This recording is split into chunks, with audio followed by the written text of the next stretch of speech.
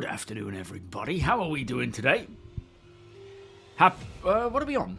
It's Friday, isn't it? Happy Friday to you all. It is quite a chaotic Friday for me. Chaotic Wednesday and Friday. But we are live now. It was looking a little touch and go. But we are present. Or 7. And welcome. Let's see who's here first and foremost. Right, what have we got? JJ, Deacon, Sandman, Scott, Sketto, Andrew Zen, Epic, and myself. 07 YouTube. And then over on Twitch, we have Deacon, Sandman, Les, Ivenic, City Gamer, Fuchsia, Silent Blob, Sizen, Alzanor, Dimitri, Jones, Mighty Steed, Slave, Jack, Furk, Nexus, Gonji, Tech, Biker, Maddie, and Deeds. As ever. And welcome to Twitch. So, yeah, kind of a bit of a crazy time. It kind of begun yesterday, as we were putting Summer to bed. I was just bringing in our food shop, which gets delivered. And Rachel and Summer come downstairs, and when the guy goes, they say there's a leak in Summer's room. So I'm like, shit, but, you know, without using that verbosity. And then I went up, had a look, and there's a big crack where there's a little drip coming down, which the crack's been there a while. The drip is new. We had a lot of rain last night, really heavy rain yesterday afternoon. And it's just opened it up. So I text my landlord, or gave him a call. Thankfully, he lives next door. He came around immediately. Went into the attic, checked what it could be, put some tape over the hole, because there's a little two-pence piece hole, just on the underside of the roof. And it's sort of seeped through the insulation. And it's been probably happening for a while, but... He texted me last night saying that there's a roofer coming around at 8 o'clock this morning, so I'm like, brilliant, we'll get that sorted as soon as possible, and that gets the ball rolling. Scar Theory, Triggered, welcome, 07. Yeah. But, cue to this morning, where, I mean, we woke up about 6:30, 5:30, between those times, so the time of the roof is fine, it's just a case of just adjusting things to get ready in time. And I'm sat on the bog, reading Discord, responding to you lot, well, ABOG, on Discord about all the medical stuff. And I start to notice that the word under the word that I'm reading has a little blotch, like it's blurry, just there. And, you know, if I move my eyes, it moves down to whatever letter is, or word is below that one.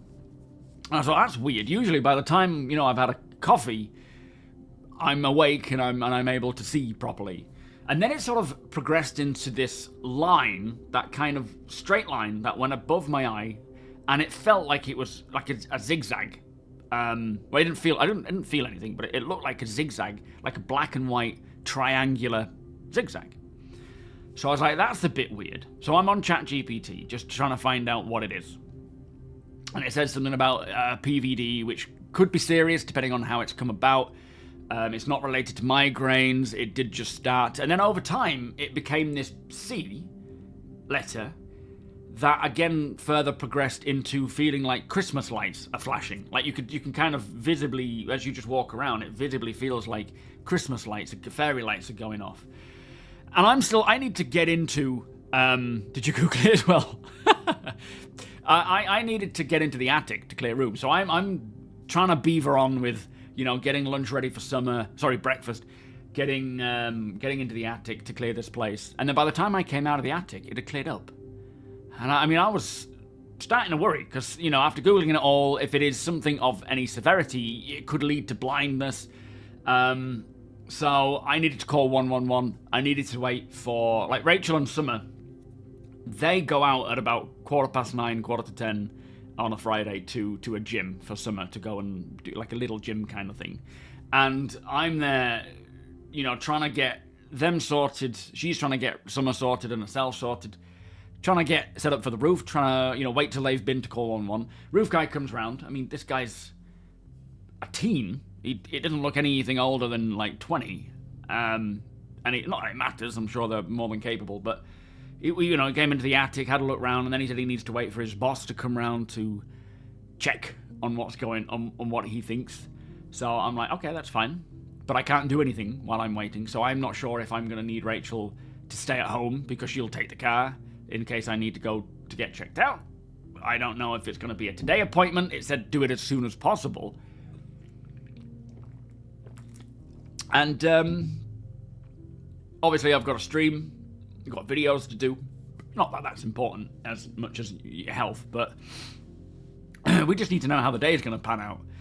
Eventually, they decide, they speak to the landlord, speak to me, and they say it's going to be, whatever, a couple of weeks' time, a couple of days' work, job done. Right, so they've gone. I call 111. Then it's, they go through, various questions. Then they tell me that they're going to get the GP to give me a call. So I'm waiting for the GP. Again, no idea if it's going to be cancelling stream or anything going ahead. I get a text message from the GP saying that they can't call. They're not the right people to speak to. Please call this, whatever. It's like some specialist eye people. So I give them a call. They say they'll put me in touch with an optician or with someone to call back. So again, I'm sitting around all this time. I'm just trying to get, a video written. And finally get a call back. And they say, after finding out I haven't been to the opticians in 2 decades, I don't know. I was a child last time I went for an eye check. I've so far never needed any glasses. But, yeah, they just said that they'll try and get an appointment either for... Like, he sort of says he doesn't think it's anything. He doesn't think it's a serious thing. He doesn't think it's what that is because of the, the way I've described it and how it is. So, touch wood, rest assured it's nothing like that. If it was, it would be very much...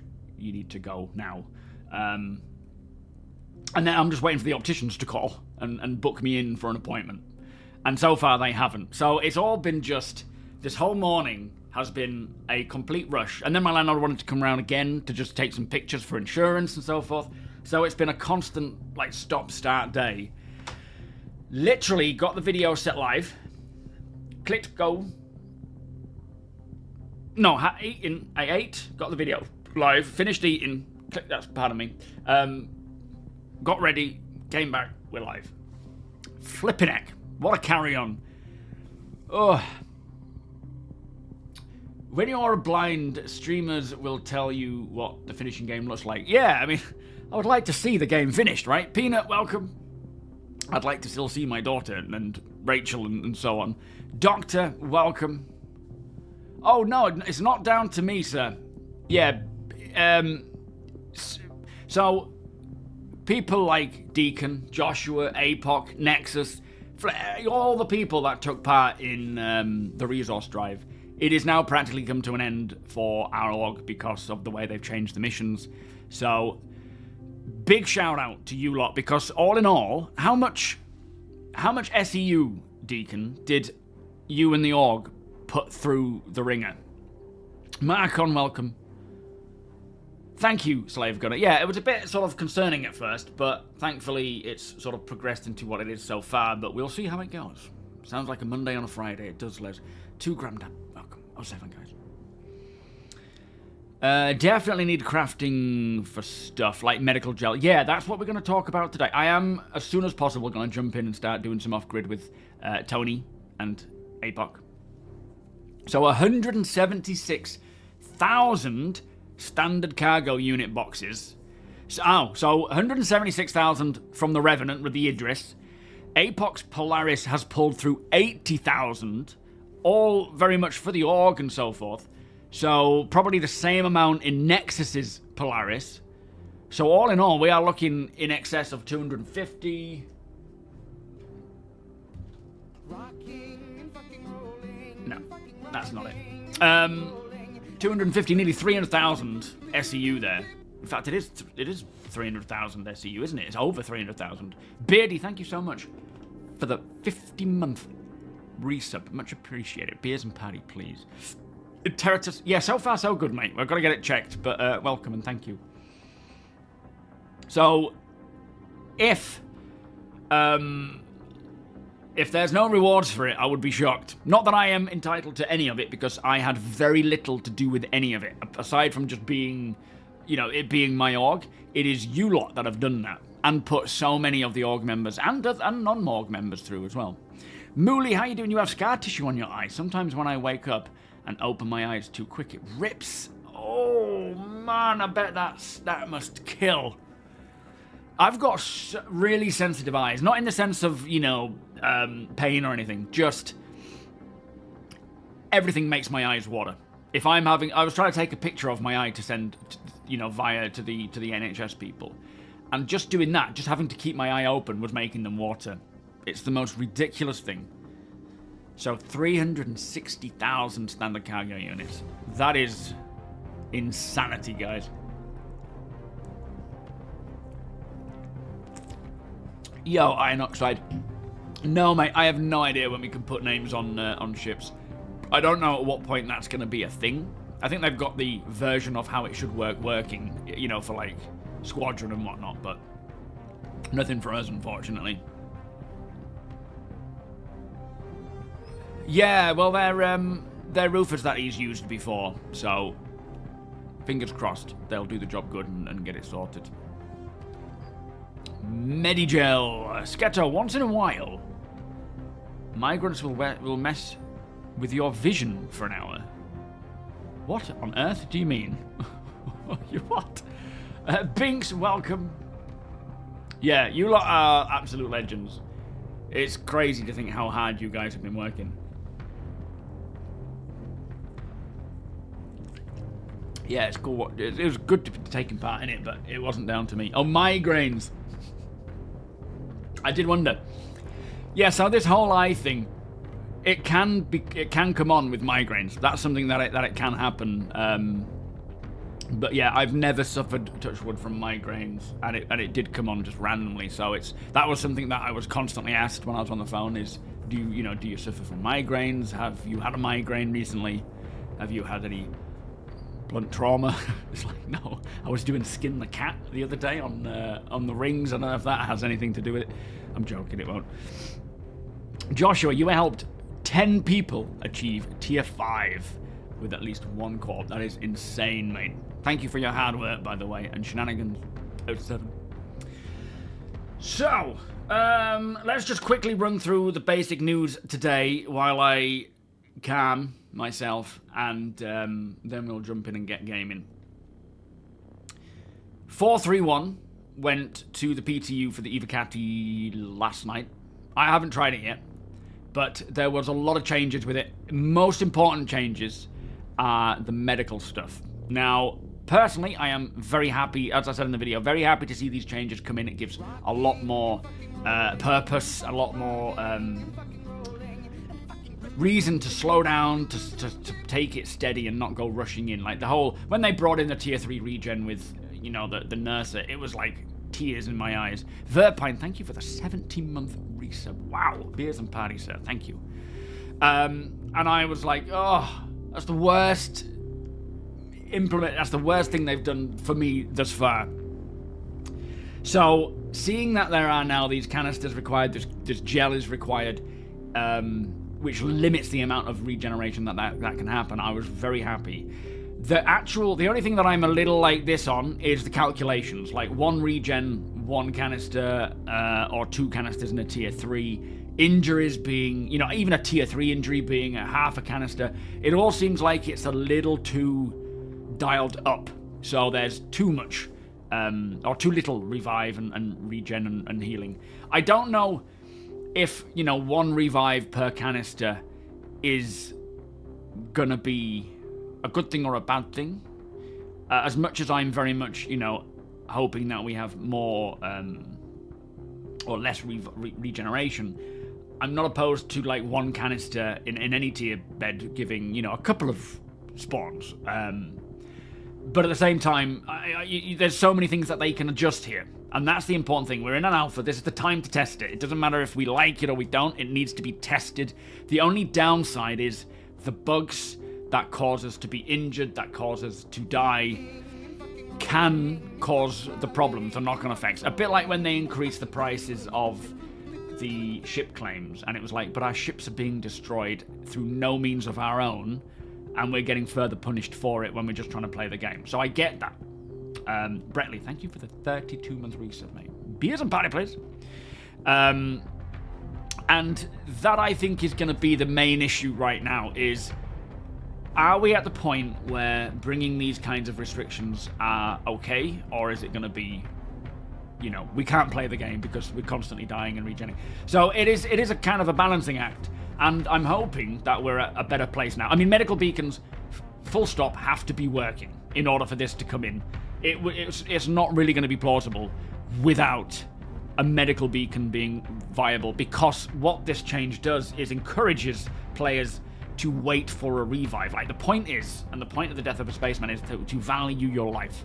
And this is to encourage players, a bit like claiming ships, where, you know, you want to get it fixed and repaired. You want to wait for a revive or a rescue and get healed, rather than just backspace. That's the behavior they want to get around, they want to get beyond.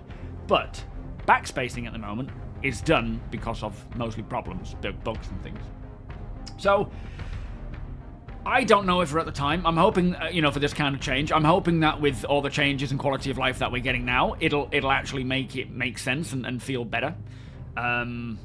They can adjust everything, right? That's the other important thing to remember, is as much as, for me personally, using half a canister to fix a tier 3 injury seems excessive, they can adjust that and make it 25% or 10% or whatever.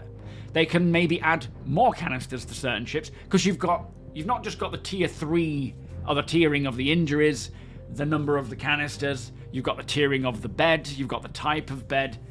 So there are so many variables that they can tweak to just make it feel fair and work. But you know, the problem is they're bringing this system in at a time when it is work in progress, but they're also making it make sense for the end goal being 1.0, when technically no bugs should be causing this. So it's a real difficult balancing act, and I'm super excited for what it means for us as, you know, an org, for the gameplay that we like to do, that I like to do. I think if you have been taking a Nurser to, say, an underground facility and just constantly using it to respawn, you're going to be hit the hardest, because that kind of behavior will be gone, and you'll have to be a lot more cautious, which was never really the intention anyway. But I get, you know, when we've had something for so long and then a change comes in that completely turns that on its head, it can feel like a very big, difficult adjustment for many people. And I'm sure we will all feel it. But I'm excited for this, and I'm excited to see how it will change things. Yeah, is it right now to bring it in? We have to test in the alpha, we have to test in the PTU, we have to test in live, and see if it is, you know. And I think, as I said in the video, I think what we will find is we will have a similar scenario to what we did with 4.2.1. It wasn't 4.3, it was 4.2.1 when we had the resource drive. And the minute it went live, it was like, this is brilliant. We've got, you know, industrial hauling gameplay. Nothing works. All freight elevators are completely broken. No one can complete the first mission. This is hell. But the benefit of that is it really shoved everything up CIG's bottoms to get on with fixing those issues, and it revealed a load of issues, more so than just, you know, the freight elevators are broken, that they then got on with and started fixing. And I think we could see a similar thing here, where all of the problems we have with death occurring from whatever, you know, or injuries where it's out of our hands and not fair, to all the bugs with medical stuff like beacons, it is going to put them at the forefront of this needs to be fixed. And this is the year... Oh, hang on. I've locked them out. Hang on, 2 minutes.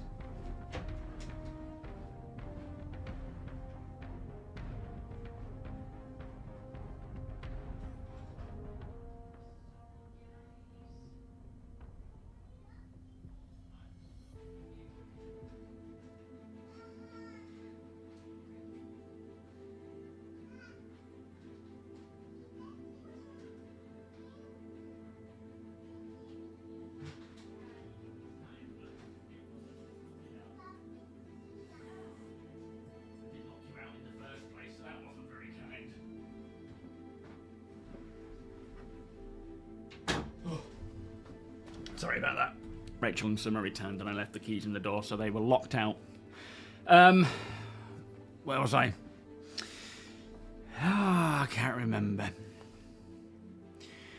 Anyway, a full body regen seems too little goo. The injuries seem too much goo. I don't know. I'm not opposed to, you know, having a couple of regens per canister versus one per canister. I like the revive per canister, but would be good to have a revive and a few tier injury heals. And yes, yeah, I think there's a lot that they can tweak, and it's good for us to test this and find that out. Mercer, welcome. Oksana, thank you for the 19-month resub. Beers and patty, please. Yeah, I mean, I think it's a good money sink, right? The 100,000. It's not a bad price. I think it's, you know, for what it does, it's actually a decent price, and it'll be something for the medical, you know, like, for example, the Revenant with a med bay. Iggy is our, probably going to be our medical division lead. I don't know yet until we sort of speak, but he's a paramedic in real life. So he's excited for this kind of gameplay, and having someone dedicated to that kind of stuff will be important. It'll mean reviving people, having medics in the field are going to be super important. Protecting them is going to be important, right?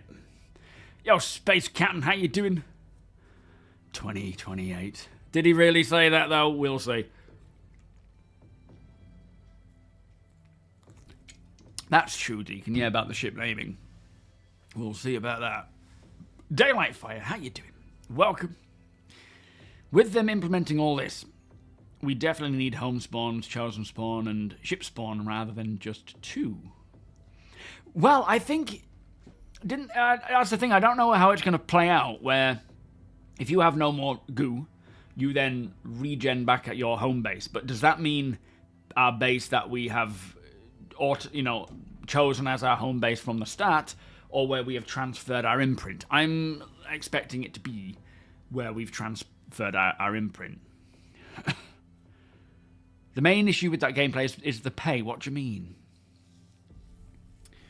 Wooter, you had a similar thing with your eyes when you first started a 3rd shift job, and then it went away. Any sleep issues? No, nothing wrong there. It could be stress. It could be all sorts. Apparently, it's an age thing, but not until you get to like 50, 60. Yeah, so that's weird. They did mention at Sitcom that over 90% of ships that were claimed had no. Yes, and that's behavior that they want to get away from. And the same with players. They want players to choose to revive, be rescued versus respawning. And that's where they're going to start pushing things. There will be a huge adjustment period where we all have to accept the changes here. Not necessarily accept them as they are. They'll change as time goes on.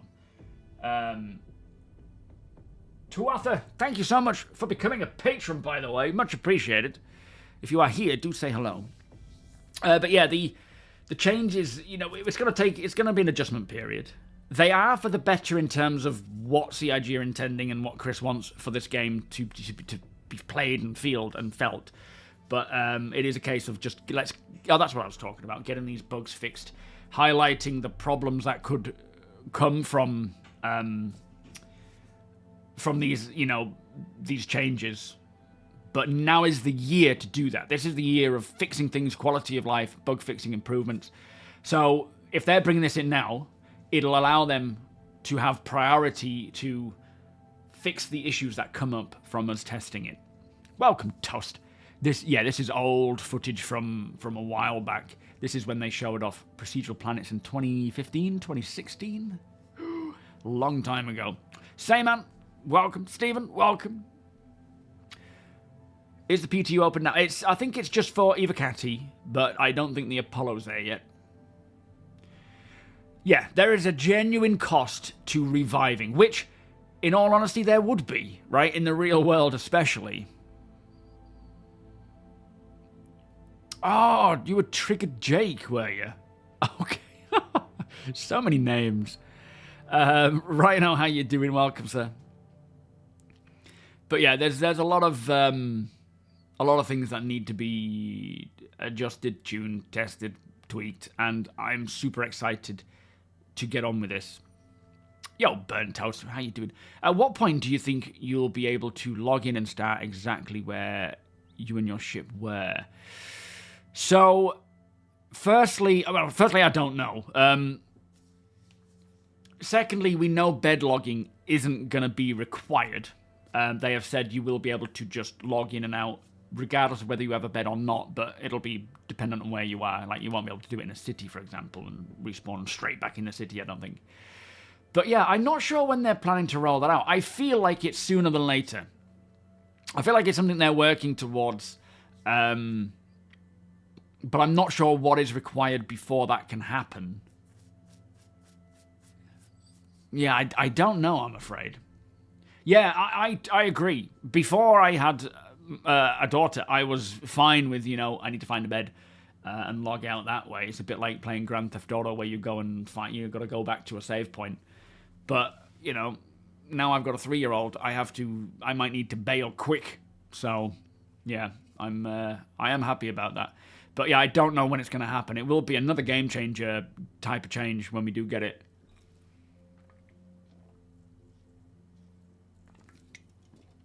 Most of the time you try to be rescued.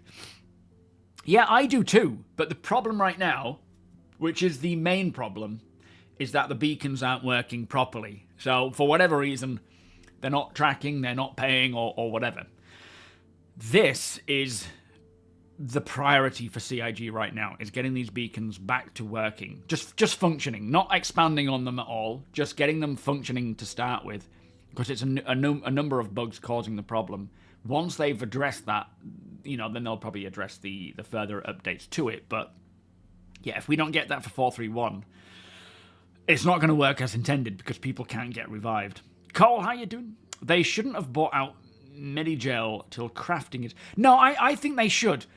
I think there's so many things that we need, firstly, and Medigel is one of those mechanics that, advances the game to where it needs to be. But when crafting comes in, there will be recipes and blueprints and things to do that. I think it is a good money sink. Crafting can be a bigger money sink because you've got... It's a bit like looking at the 2 economies that we will have in game. Right now we just have the one, essentially, which is just the overarching economy, the game economy. That is where these things come in. We need to be able to buy this stuff to create, to offer regeneration. That's fine. The second economy is the player-driven economy, which is its own kind of thing, and they kind of tie together.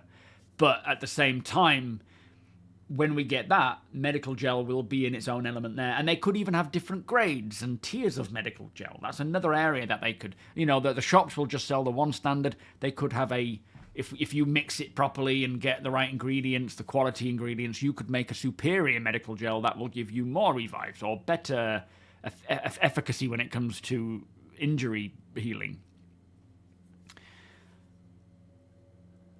Oh, they will absolutely add it to the player economy. I just think they shouldn't wait for crafting to bring this change in.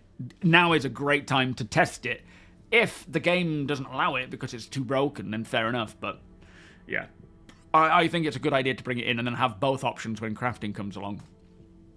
Port, welcome. You paid for a week problem-free and they dropped some big update. And when was that? No bedlog. Bedlog allows continuing at dawn in a ground vehicle or on foot. You are. Well, you can sort of hop in whenever you want, though, can't you? Do you mean you can log out on the ground? Yes. So the original intent was you needed a bed to log in and out of the game. And that will be, like, right as it works right now. You land on a planet, you get into the bed, you log out. When you log back in again, you'll be at that same place, provided you haven't been eaten by the start. They have said recently that not recently, a little while ago, that they are no longer going to require a bed to log out. So you could be...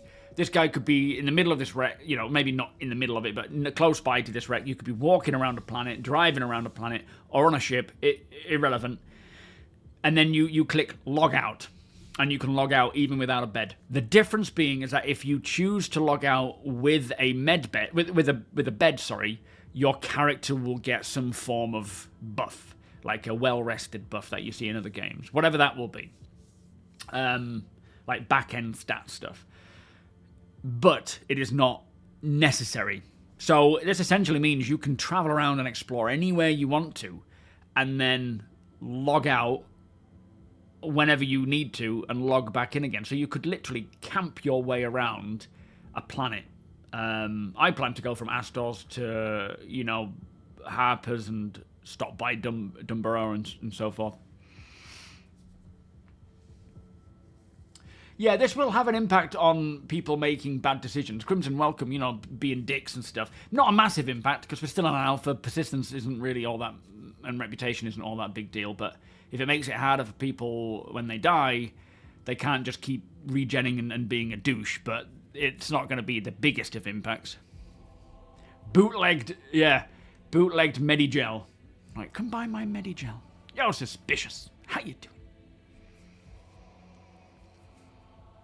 Colt, welcome. Lance, welcome. So much of what they want to do relies on robust and good. Yes, yeah, absolutely. And not just that, so many other systems as well. This is why it's always a double-edged sword of testing what we have now versus where it's going and how the game plays now versus, hopefully fixed and bug-free. It is a difficult one. They would have to also include a timeout for logout. Yes, there will be a combat logging thing where you can't just log out if you're in combat. They will probably have it where you don't just go poof immediately like we do now. It would, Burnt Toast, yeah. That's another reason why I'm super excited for it, is you can essentially just camp anywhere you want. You missed 318? Everything was working back then. Well, if you were lucky enough to get in, I never had rescue missions working after 319. Yeah, they said there's a multitude of bugs that have caused it. So as long as they can fix it, then if it is, if the whole revive thing was the biggest issue for you, then hopefully they can get that working for 431 and it will no longer be a problem. Thank you for the follow, Burnt Toast. I just want to see more player stuff. The ship parts and the armor is the first thing I've seen and I like it. Oh, well, there will be... Essentially, everything can be crafted by a player, eventually. Not, we need crafting first, of course. But that's where they're going. So, yeah, it's a time away yet, but I'm hoping next year. There was something in the monthly report, just hopping, like, sidestepping a second, where it said something about... Oh, let me try and find it. I get the impression that hacking might be coming soon. It could be a next year thing, but... There's something here that I thought actually could mean that we're going to see it soon. Let me just have a look. Monthly report. Oh, it's just... I'm reading my own notes. I haven't actually written it up yet. Hang on. Monthly report was another good one. Oh, so much work to do. I could do without losing vision in one eye. That would be good. Oh, and the Squadron 42 about Odin's system. That was interesting. So, control find... tutorial? Ah, here we go. So, narrative team. Oh, no, that's not it. Ah, yeah, it is. So the narrative team worked with design on updating the text of a few older contracts to align with improved gameplay flows, as well as tutorial missions that will help players understand a new gameplay mechanic being introduced in a future patch. I get the impression that's hacking because we heard in the last monthly report that they were working on a tutorial to help explain the hacking mechanic to players. So I wonder if that is connecting there. We digress. Mike had a great point about the Medgel. It should be something players craft mine to trade. Well, yeah, absolutely. I mean, that's gonna happen anyway. So. Let's just take Medgel as the example. Medgel is something that can be bought from the UEE. It will also be something that can be crafted. It will require resources first. So, I mean, I'm going to guess and say Degnus Root is one, because we knew that if you read the description of Degnus Root, it is part and parcel of the medical system where it's used for medicinal purposes. I would bet that in order to make medical gel, you will need good quality Degnus root versus bad, or maybe even bad to make bad gel. Bad gel. There will be other ingredients that will be required to get, and again, if it is tied into the quality system, then some qualities are good, some are bad. That can have an effect on the efficacy of how useful that gel is. They will absolutely tie it into crafting, and obviously trading between players and so forth. 100%. Not a doubt in my mind. Drop, welcome. I think the med gel should remain simple with crafting, i.e. standard of low density, high density gel. High density allows... Well, I think it'll again come down to the quality of the materials going in. Whatever the recipe required, ingredients-wise, as long as you're getting good quality, then it'll be fine. But saying that, and I don't think this will apply to medical stuff, there are certain recipes that require bad quality stuff. For example, maybe a meal will require some form of food that has actually rotted somewhat. like if you're feeding a Jean or whatever, you'll need to wait and giving them, using the high quality ripe pitambu for that recipe is gonna be better, a worse product end result than using rotted or fermented or So there is going to be a lot of variation to it. Jedi, how you doing? Welcome. Well, there are combat logging delays, but I don't know if that works when you bed log. Although I think it does. I think it says you can't log, doesn't it? Scorpion, welcome. Your thought was refueling NPCs, since they said it would bring extra character to LZ. Oh, as in refueling their ships? There is some word about making the LZs populated in the monthly report, isn't there? About what was it that said? Let me have a look. I don't know what to search for it. Population, maybe.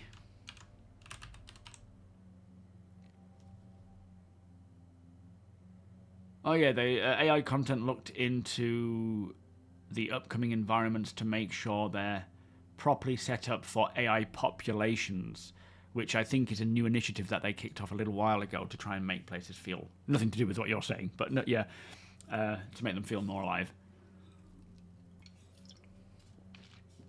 Yo, Skylac. Will the drug box delivery missions be back soon? I don't know. I don't know what's happening with these single box delivery missions. I think they plan to bring them back with some updates, and also working with server meshing and the new mission refactor. But I don't know when. Gene, I wonder if crafting is going to apply to everything in the game, from clothes to spaceships. Yes, I believe so. As long as you've got the blueprint, and then you can gather the appropriate materials, ingredients, then yeah, you should craft it. Bad Joe, chance to wake up with health problems, Ukami. Suddenly you need contacts. Yeah, maybe. Bit of a touchy subject right now, though. I'm only joking. Caesar, how you doing? Jedi over there as well. We know from the regen crisis that there are multiple recipes. Do we? Oh, as in like they're working to try and figure it out. Yeah.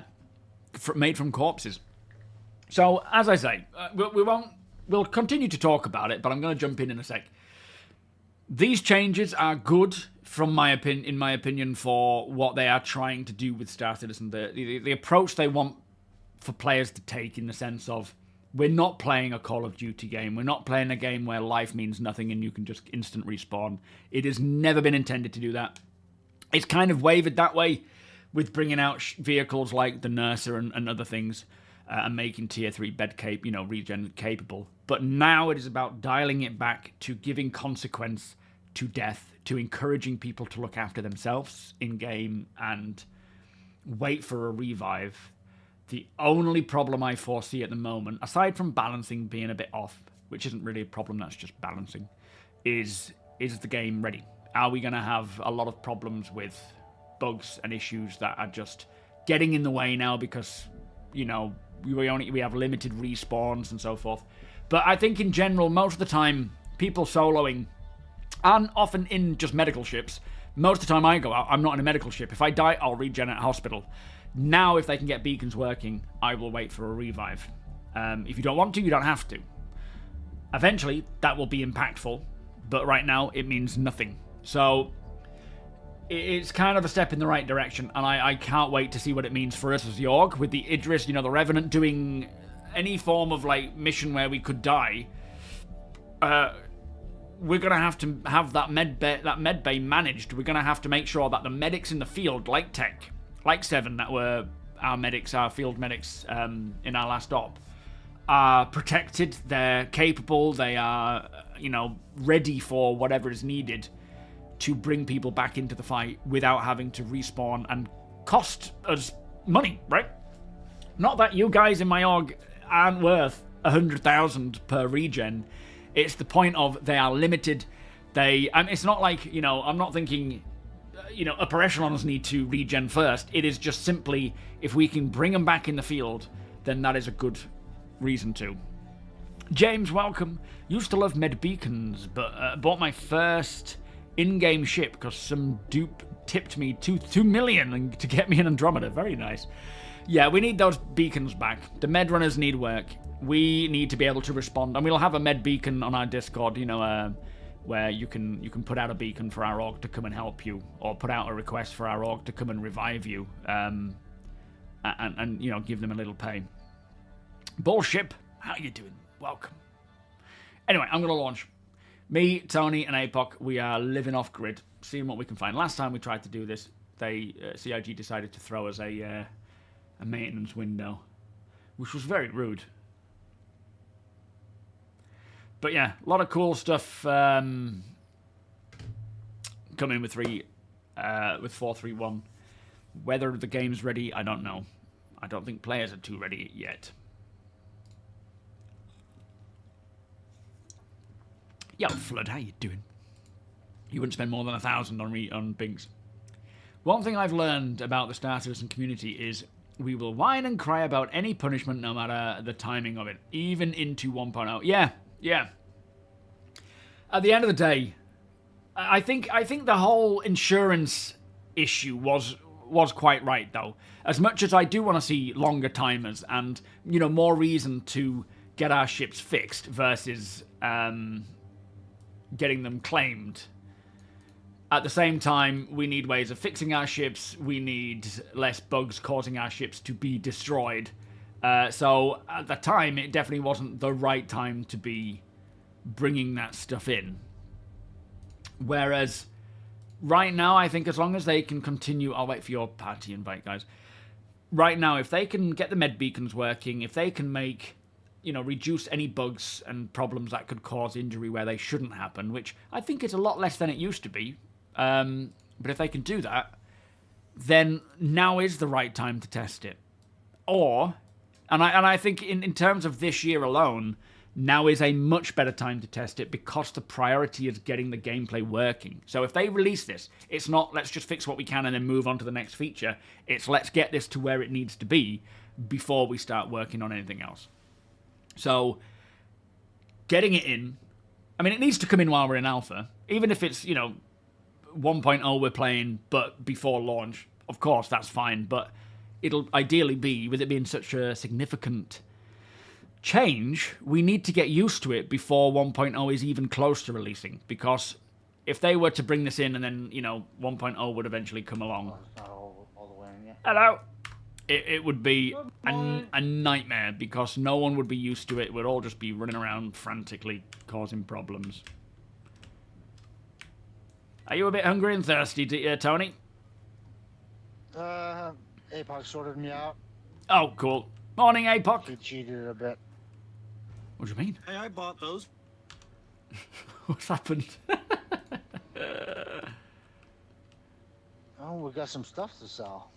I forgot about that. Yeah, exactly, Flood.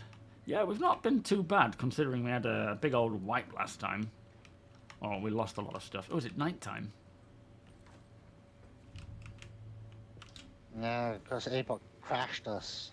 Well, I mean... I don't trust trees. Me neither. It's about 5:30, 6 in the morning here. Oh, okay, nice. Should be daytime any minute. Ah, just time to get a coffee then. Right, what's this over here? Is this a ship? There's a ship here. Yeah, it's Apox medical crisis. That's why he cheated. That's not a Pisces. It's not cheating. That's an Intrepid. Yeah, that's mine. Oh, yeah, of course you got the... I was thinking it was a 300 series. You left the stairs open. Yo, Tactical Jawa, how you Oh doing? yeah, you're right. Yeah, it's a good job I'm so picky. Finally. Oh, welcome back, Bear. Did you have a nice time? All right, we can leave Deacon here. It's fine. I mean, Tony. Well, you can still backspace. Of course you can still backspace. It's just heavily discouraged. That's all right, Ryan. I mean Arthur. I'm thirsty. Arthur's thirsty. Just don't drink that rust. What, the dodgy bottles? Yeah. It'll give you a lot of debuffs and actually damage you. Ooh. Oh, Christ, okay. Yeah, it's definitely worth having alt accounts. Depends on the gameplay you like and whatnot. Like, I have my main account for my org and doing stuff like that. I have my solo Zero to Hero for my YouTube series. I have this Zero to Hero for my Twitch series, which we've now progressed into group gameplay. I have a private account if I just want to play and experience the game from the ground up all on my own. I think having a second account, for whatever reason, is worth it. I think it's enjoyable, but of course that's an individual decision based on what you're looking for. I'm just getting a coffee.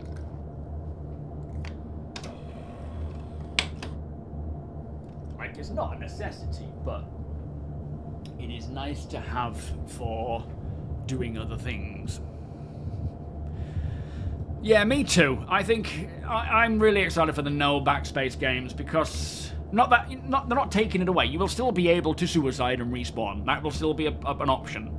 It's more just you can only do it so many times before that character is gone, and you will always want to recover. You know, regen or no, sorry, not regen. Get fixed up. Even the playing fields for solos a bit more. If you're doing something at a ground location and a multi-crew ship with a medbed turns up to benefit from your hard work, they can't just send away... Oh yeah, no, that's the biggest thing in my eyes, Steed, is this whole regen after regen after regen after regen. That is never something that I've been a fan of in any game. And you know, with Star Citizen's intentions, never was supposed to be the plan. So getting rid of that, first and foremost, is great. Sure, we could, you know, in our Idris, in the Revenant, we could have multiple canisters, and I'm sure we will, in storage, and the medic on duty will have to keep replacing them and making sure that they are stocked up. So that could still happen, but it'll be costly, not beneficial, and eventually your character will be lost. Yo, off twice. Yeah, I would say so. It's definitely in a good state right now for playing. I'm enjoying it. I don't know the last time you played twice, but it has come a long way, and there are big changes coming in 3.2.1, 4.3.1.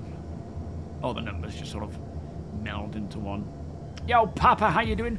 I think the big problem for ship respawn that people with big ships rather reclaim it than... Yes, yeah, I mentioned that in the video.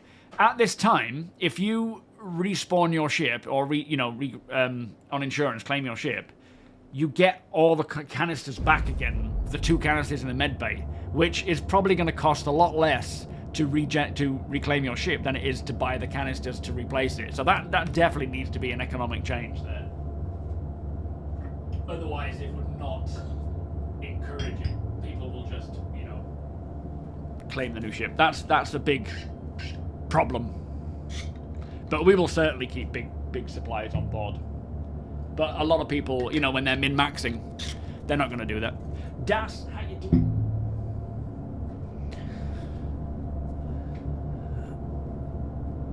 I hope they don't completely remove backspace. No, I don't think they will. I think they will still allow people to choose to die. They've said as such that you can have an hour and a half potential waiting time to get regened, or if you don't want to, you can regen, or, you know, backspace. The only difference being is that if you do it too often, you will lose your character. Deadly, how you doing? I just hope that there's going to be some way to, over time, reverse the effects of multiple regens. Didn't they speak about something like that? I'm okay with them not to, because again, that kind of just mitigates the whole point of the death of a spaceman. But I'm sure they've said something about it being either very, very expensive or a difficult, you know, hoops to run through to get that as a possibility. But I can't remember what they said. Not today, Tactical, but if you want to jump in the org, we will be doing a lot of org stuff. And as Deacon was asking on Discord, which I completely forgot to respond to, mate, we definitely should do some more medic-orientated gameplay to get into the habit of keeping them alive. Yeah, getting stuck in the geometry, we definitely need a respawn button. And then you can probably send and say, this is what happened, can I get my life back? Yeah, 2 million. That's for the 890, was it? Or for the Idris?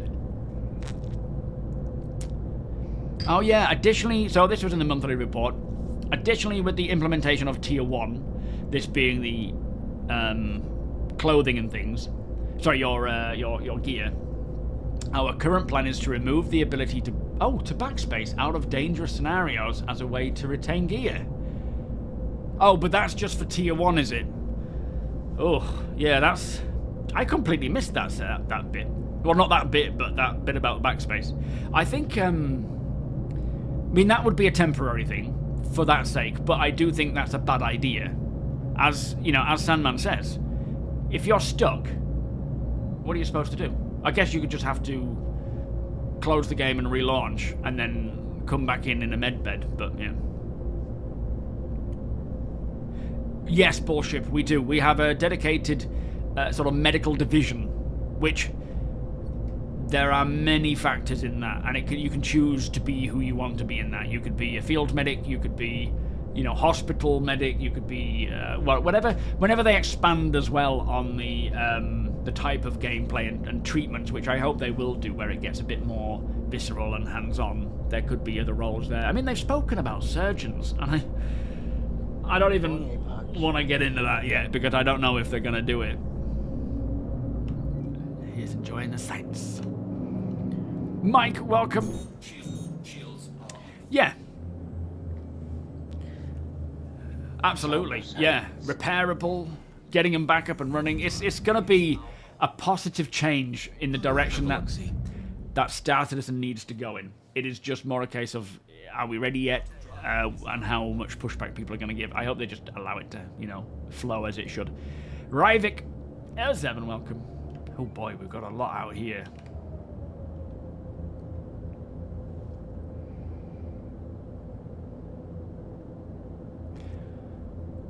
Oh, I see. Yeah, you make a good point there, Epoch, about backspace. It's not necessarily that they're going to remove the ability to backspace, it's just that you won't keep your gear if you've used that method. That could be a bit of a nuance to it. Oh, so at the moment, we don't necessarily have a team or a squad. There are people, so... Corsairs flying around. Oh, boy. Radar contact. Yeah, he's taking on the mission, I'm assuming. Corsair's a player. Yeah, and that red NPC is probably the mission for Gilly, is it? Or something along those lines? There's a red cutlass and a freelancer.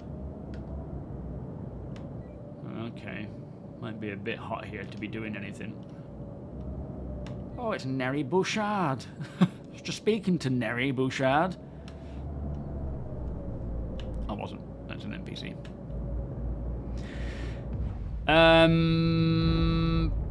What was I saying? It looks like he's just doing a bounty of some kind. Yeah, I don't think he's too much of a threat right now if he's in the middle of something, but we'll keep an eye on him. I'll be ready if need be. So, yeah, going back to the whole medical stuff, we have, so for example, Iggy, Tech Tier 0, 7 in the org, they were you know, they have shown interest in the medical stuff. I know Tiberius, I nearly call him Tobuscus. Tiberius is interested in that. I don't know if he's playing much at these days. But the other day when we did the Orgulp, we had 2 squads, ground squads, and... who was that? C1? Either Sousa or Reliant. There was a C1 out here. I'm just looking at this Freelancer Max right now. Oh, yeah, in case it's got some goodies. But, yeah, they were field medics. They were out in the action, helping to revive Binks. That worked out really well. It was very interesting. Well, exactly, Flood. Like you say, these changes have to happen. They have to come in. A lot of people aren't going to like it, but it's not... the game that they're playing right now is not the game that StarCitizen is supposed to be. Maybe we should sell off what we got first, so we got room. Oh, yeah, we actually... What do we have? I'll have a look, hang on. It is kind of taking up space.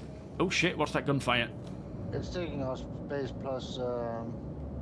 that Corsair is hitting us. money. It's time Shit. to go. Alright, I'm getting in the gunner seat. Literally as I jump out. I'm gonna outrun him. Alright, about this it. one. Okay.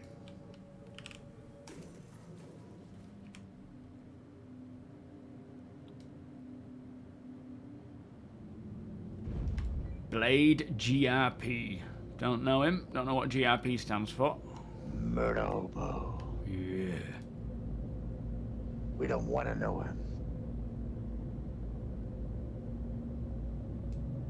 And nice one, I puck. With the location, there's a decent chance he thought we were part of the mission. Could be, yeah. It might not be, you know, intentional malice. It's just confusion in the arms of things. You keep a nurse in your Asgard. I haven't used it for a single regen yet. Healing, yes. Regens, no. I do have my regen set for the nurser, but I haven't needed it. Well, that's good, because it shows you, you know, you're being cautious and whatnot. All right, take stock. We have 1 SEU of copper, 1 of tungsten, 2 of scrap, maybe more of that, maybe 6 of scrap. Yeah, 6 scrap. Some titanium, some quartz, 4 quartz, and some corundum. We probably have to sell that at Grimhex, right, Abam? Either that or a salvage yard. Might be quicker to salvage yard it. No frame time for the engineering dropping. His places in Pyro. Is it worth the trip through to sell it? In terms of the value. Depends if we're doing something else over there at the same time. I wouldn't say it's worth it just for the scrap. It's 7,000 SCU per unit over at endgame. What's that, scrap? Yeah. Oh, that's not bad. Because we got 6 of it. Here, though.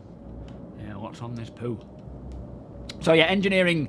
And a wolf. I think they're still working out getting it in. Well, it's being implemented into a tech preview to get it ready for us to test. But that was, you know, a couple of months ago. I don't know where they're at now. So hopefully it's not too far off coming in. You do believe that as the game is now a permadeath isn't a good idea? Oh, you don't, as in you think it should change, and also not the biggest thing they are to think about at the moment. I personally believe to save that a safe way for players to trade and buildable space stations are the best things to focus on. Well, I don't think so. It's all buttoned up. I think fundamentals for how the game functions, regardless of features, are what should be focused on. I think that's the priority: is getting the game, you know, and its underbelly, its actual systems working. You know, is more important than things like base building and stuff. Again, base building will obviously be a huge impact and so forth, but yeah, they need to focus more on nothing in the getting this system out, because this is the way. This is going to have a huge impact on how we play the game and our approach. Try making the trip to Pyro to sell this scrap then? Yeah, we might as well. What were we doing over there the other day? Were we planning on going there for something as well, weren't we? Or was I it was selling? thinking about getting us some salvage tools and doing some of the handyman missions to make money. Oh, that's right, yeah. Well, I mean, we could do that. We could sell this and grab some gear and do some tools, some missions. Thank you, Tactical. We will accept. All three of us are not quite able to accept just yet, but we will eventually. But you're not missing out on anything right now. But keep an eye on the Discord as well, and there'll be a lot of things. But we will accept you as soon as, my friend. Real Exodus, welcome. Yes. We need the game to play like the game is supposed to. Exactly as Flood said there. Then they can start to balance the game to be fun.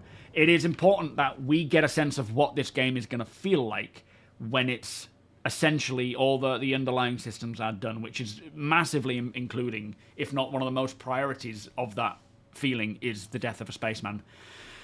Because it'll impact how we approach the game, what we do, our decisions, whether we go and, you know, the risk-reward is worth it. Doing that rather than building a feature, even as important as something like... Oh, thank you, APOC. Even as important as base building and crafting, the underlying stuff is more important. And it'll just feel so much better when we know... Like, this is why I play the way I play a lot of the time. Some people are like, why are you doing that? Why don't you just... It's because I'm kind of in my head, I'm playing the game as a finished product, rather than it's an alpha, we can respawn immediately, we can, you know, make money super quick. It's... I try to play it as a game that I want it, you know, where it's going, and I want it to be. But until we actually get the true balance of how often we can revive, and how many lives we have, and so on, you can't really make a proper decision yet. Damage, L7, thank you so much for the 15-month resub. Beers and patty, please. What was the other stuff we had? Quartz and titanium? Yeah, we got 1 tungsten. We got 4 quartz, 6 scrap, copper, 1 SEU, and just a couple of odd jobs. Nothing of any great importance, I don't think, though. Do you want me to go double check? Yeah, great stuff happens when one doesn't backspace. A couple of attritions too. Well, yeah, there is that. Don't know if we can sell those, though, can we, outside of players? Or maybe back to a shop. I don't know if they're buying them at these spots in Pyro. Yeah, a lot more emergent gameplay if you just allow things to play out. I know, I get it, though. You know, like... Let's stop off at Pyro Gateway on our way past. We can sell the quartz and probably the attritions there. Oh, okay, nice. I think I completely get why, especially if you're just, you know, soloing around, something happens and you're like, oh my lord, I just fell down a hill and now I have to wait for someone to come and get me. When med beacons are working, it's not too bad because you know people are trying. But even then, you could be waiting 30 minutes. If you're like, I just wanted to, you know, that could literally be the duration of time I have to play. At 30 minutes to an hour, when Rachel's getting a bath and I'm like, I'm just going to jump in. Oh, I fell down a hill. Now I've got... But again, intention there is to encourage me to be a bit more cautious. But I get why people want that respawn. But that is not what Star Citizen's about. And there will be some ruffled feathers. There may even be people who are like, I don't want that. I didn't know this. I'm going. And that's fine, you know? It's not... There will be something for everyone in Star Citizen, but Star Citizen isn't going to be for everyone. And it's not a case of, well, they'll go bust, because they won't. They'll have a plenty big player base. Yeah, exactly, Daylight. The answer to my problem there was be more cautious. Don't fall down the damn hill. You mostly only backspace now to reset my position to save on time. After a long gameplay session, to be honest, if I could trust storing items in my ship, I'd hardly do it. I do backspace from time to time if I'm annoyed or something's gone wrong, because there's no permanence, but in most cases I try to play it as it's intended, you know. Well, I suppose the thing about racing, you bring up a good point there, is there's some essence of it is get good, be, you know, slow, steady, start, and then build it up, but... There will certainly be a call for medical teams, medical orgs. I bet you would go, you know, like when you go to any race, you see ambulances and so forth. The med runners would be a sponsor, or people who, you know, there's a ton of med runners lined up with medical gel, with all the races. For me, for our racing team, when we do eventually have a racing team, in practice we'll have hospital beds. In the actual race, we'll have dedicated beds for our team members. So yeah, it is again more about expanding into that emergent gameplay rather than it being well, that's going to be a problem. One of the most important distinctions with medical gameplay is that the beacons need to pay the medic more than the medical cost they're going to rescue, to accrue, but not cost as much as the injured player. As yes, I think the intention is, as we saw in the CitizenCon panel, is that the player puts up 5,000, their insurance puts up 15,000, or however much to make it worthwhile. That is definitely something else that needs to be balanced accordingly with the, with the insurance and so forth. Red, thank you so much for the 17-month Tier 2 resub. Beers and party. How are you doing today, sir? Nice to see you. Are you well? Aiden, welcome. Not going to lie, I'm looking forward to when 4-3 goes to Wave 1. Also, I'm looking forward to when both of the Apollos go into the PTU, as then I can officially decide which one I'm buying. Which one are you thinking of? Mod, welcome. You're going to get the Apollo Medivac, but you're looking forward to seeing them in game as well and finding out what the new names. That Hurston Dynamics, yeah, good point to the Pyro Gateway. I forgot about that. Pagliamia, thank you so much for the cheer. See what you did there. Beers and patty, please, thank you. Yeah, Mo. Thing is, I mean, racing ships, the eject. When you're in a dogfight and you are close to dying and you have all these alerts and warnings going off, you're like, I need to bail, I'm out. When you're racing through canyons and, that you don't have any time to pull that cord. Any time I've been racing, even if I'm going somewhat slow, the minute I crash, about 5 minutes after I crash, then I realize that I've crashed because it is so fast. I don't think that's going to be... oh, yes, I did flood. I don't think that's going to be, It's just going to mean practice in Arena Commander. Make your crashes in Arena Commander. Then get on the track. Start slow, build it up. It'll definitely help with pushing the skill of racers and everyone. So, yeah, there's been some news flashes about something Vanduul related. I don't want any spoilers here because it is part of the Jorrit story, so I don't want it to just be spread out there for those who don't want to know. But there is also the Vanduul Hunter Gang or Guild. They are gearing up for Nyx.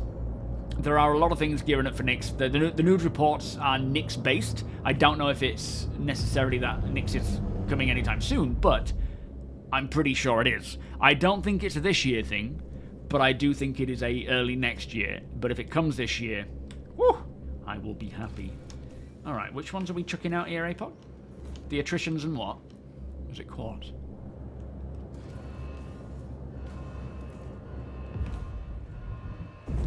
Was it quartz? Attritions, quartz, and tungsten. Okay, attritions, quartz, tungsten.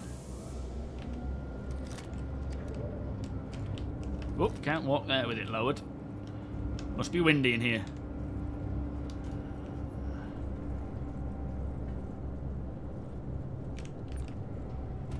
So that little blue box, I think, is quartz.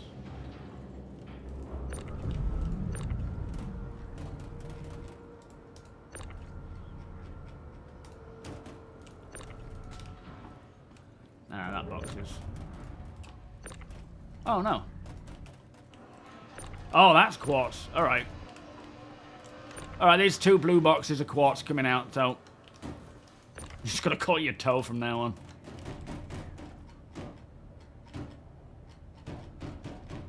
Okay, Art. It could be worse. Oh, look, it's Pock. Yo, Shield. Posh, Pock. Pock. Posh Pock. Poshy Pock. Alright. Do... Anything else? No, I think that's it, is it, APOC? Nyx this year confirmed. Is that what you think? Yes, it is coffee.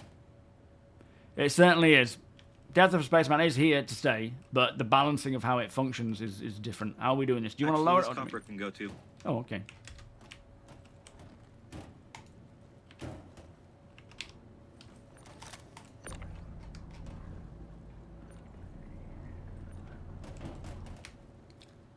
You want me to lower it, Toe? Yeah. Toe neat. You're gonna need to sell it anyway so you can keep the funds. Yeah, true. Yo, Magnata, welcome. It may go to wave 1. It may go to wave 2. It may even go to all waves tonight. Alright, so do we just... I take it the weapon shop and the admin office is where I need to be heading to, right? Yeah, admin office to sell the materials, and then the ship weapon store to sell the attritions if it works. Righty on, let's see. You think by next summer at the earliest? I hope it does come out. Should be in the Galeria section. Yeah, nice one. Yeah, I mean, I can see Nyx coming this year, but I just highly doubt it. That's all. I would love it if it did. But there's so much to do in terms of getting a system set up, right? But how far along are they? At 431 is going to wave 1 tonight. What's the question? But we don't know that though, do we? All they've said is that they may push it out to more waves by tonight. Now, what has been a common occurrence with the patches of late is that they go from Evocati to open. Because they want to push them out quickly. They want to get that concurrency in testing as quick as possible so that it highlights the problems. So it may just trickle out to wave 1 tonight. But I get the impression it might be like open. Or, alright, wave 2, wave 3.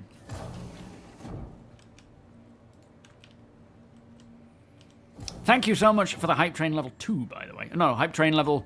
What was it? It's cut off. I can't see what it was. Either way, I appreciate it.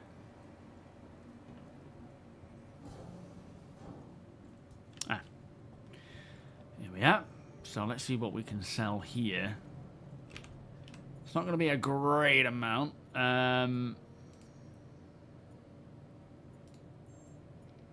So tungsten. Got 655 for tungsten. 15, nearly 1600 for quartz. Wait, it's showing... Oh, no, sorry. And it doesn't want copper. What? I know. Being wrong? Tell me about it. Fire him! We need another pilot and another... Wikipedia has failed. Yeah. Is the weapon shop up there, Tone? The copper's counted as stolen. It would have taken it if it wasn't unregistered. Ah, that... Like, I was looking. does it have a thingy here? No questions asked. No, no.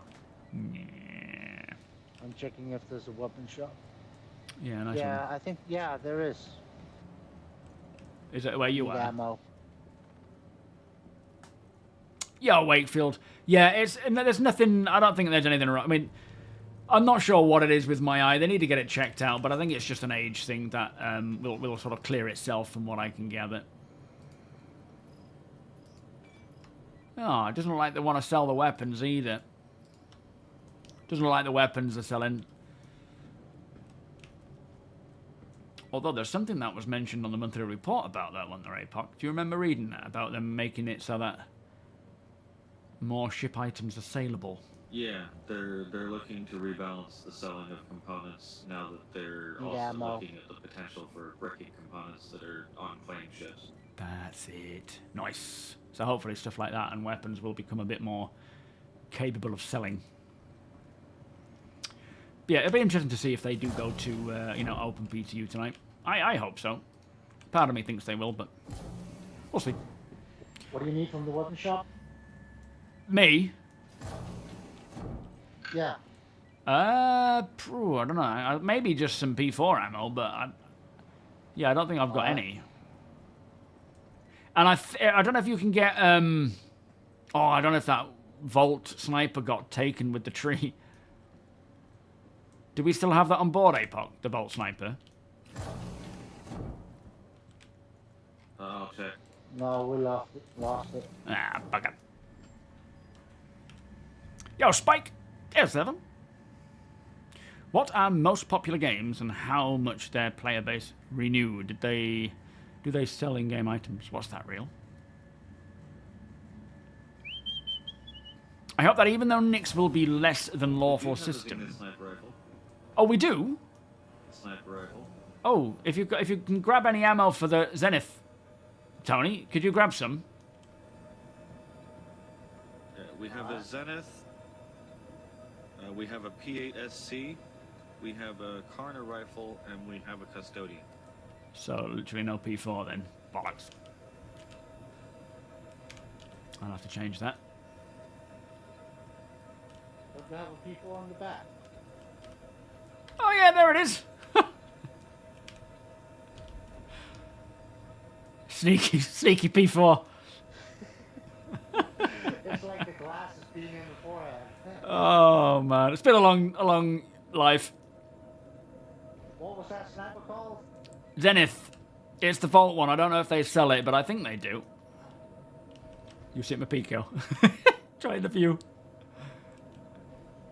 Oh man. Very pricey. I'm out of money. Oh shit. All right, no worries. 10 max. Hang on, I can send you some. Give you some pocket money.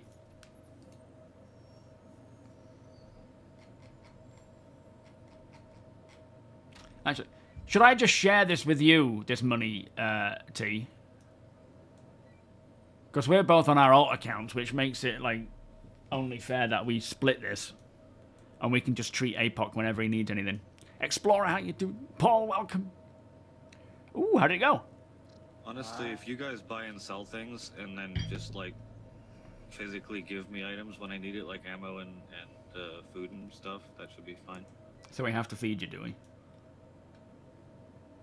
Well, sometimes I fly the ship, right? Well, that's tiring true, yeah. And thirsty work. Don't want you cutting out on us. You are, T. Oh, is that you, Slingshot? Ah. What, Pico? Oh, you mean APOC? Yeah. Yeah. Oh, Pico too. I'm Pico. Pico gives us less chip, though. Did you send the money or? No, sorry. I'll send you it now.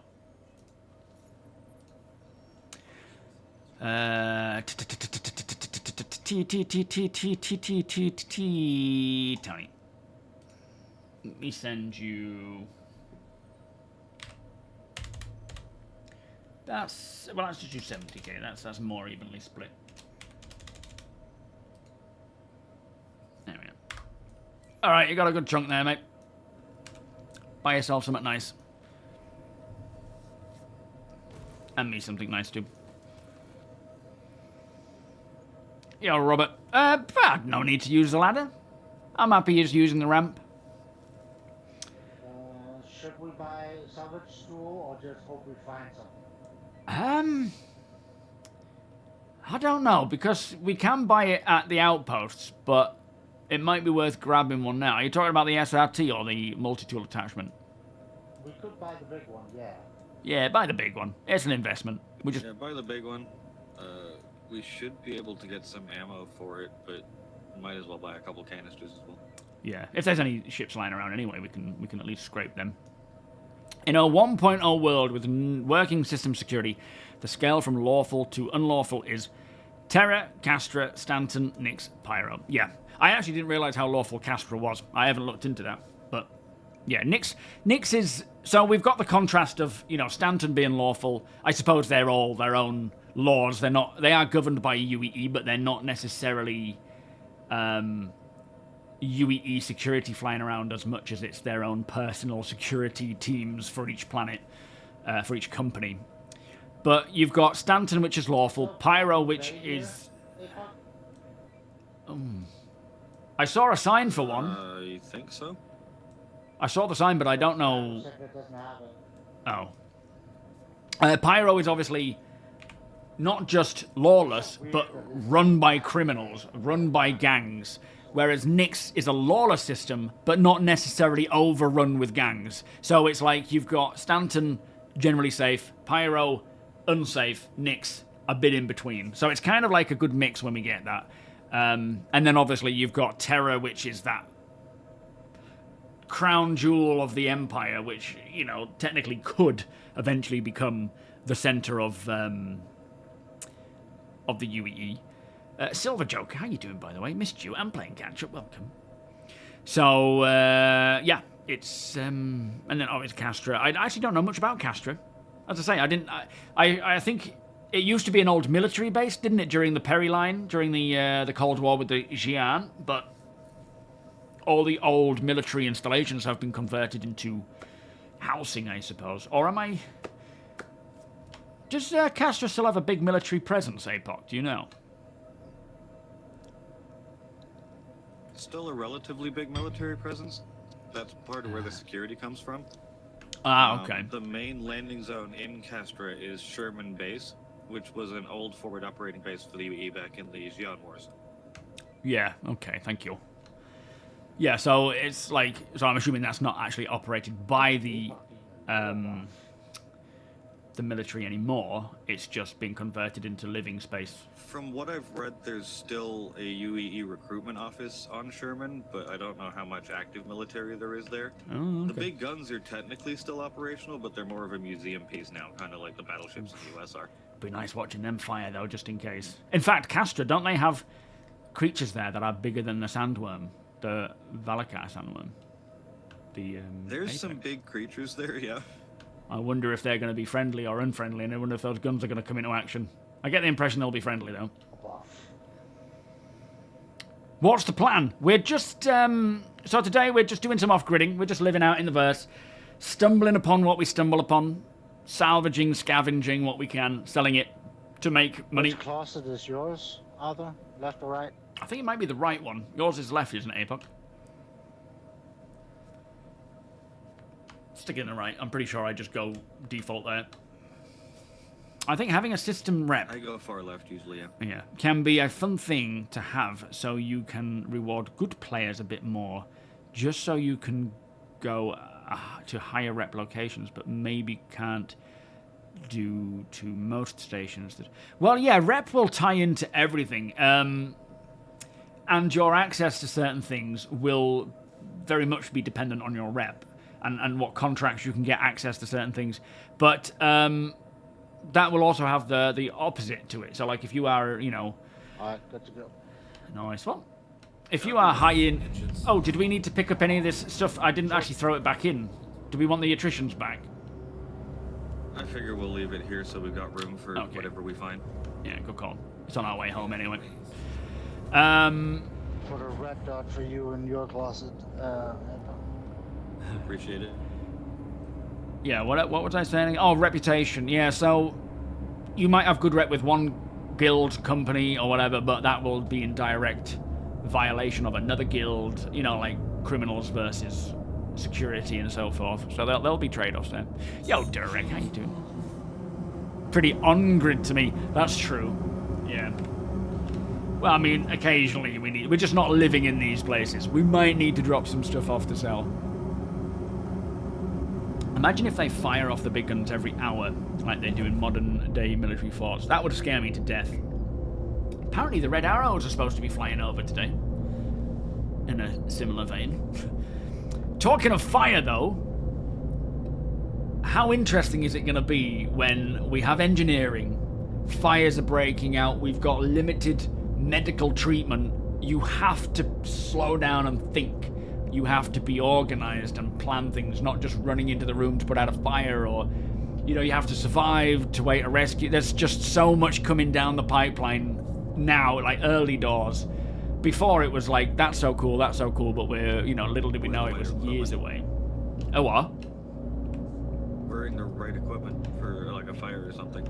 Yeah, like those heat suits and things. Well, we need those suit lockers first, but yeah, absolutely. Yo, Sonny. We need suit lockers for many things. Yeah, we need to bring every single suit that we have. Oh, I can't I'm so excited for where this game is now actually physically going. For so long it's been, you know, it's coming, it's coming, it's coming. Now we're at the point where actually these things are rolling in, like the Death of a Spaceman stuff, in the next patch. I mean, I don't know when engineering is making its way out, right? But we know it's about to go into a tech preview because they're prepping it for it. We know the AI are getting some significant updates. We know Vulcan's on the way. Not that that's impacting gameplay as such, but... oh, it's gonna be so cool! Well, it depends, Ozda. If you are in the right environment to do so, maybe so. It might be more hazard than good to try and open the ship if you're not in the right environment. You might feed oxygen into the fire. You might have things that aren't clamped down and loose that will get sucked out with it. Players might get sucked out if you're not prepared and thinking about it. It isn't, again, just going to be a case of press a button, vent. There could be all sorts of problems that come with that.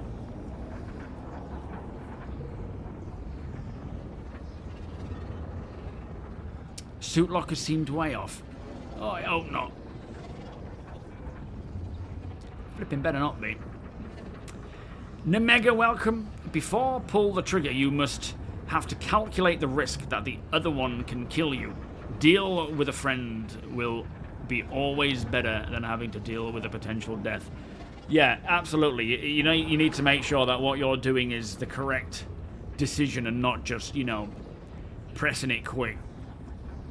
G-Sharp, welcome. I hope that engineering will debuff small ships a bit, so having bigger ships can make more sense. In what way, sorry? What do you mean? I think if you mean like in terms of combat specifically, so having a bigger ship fully manned versus multiple little ships, a lot of this sort of stuff will depend on I suppose, the damage that you can do, you know, the maelstrom damage. But engineering will certainly play a part in this because it can, you know, at least you can repair your ship if you are in a multi-crew ship and get it and keep it going. Whereas if you get taken out in a solo ship, you're going to have to bail.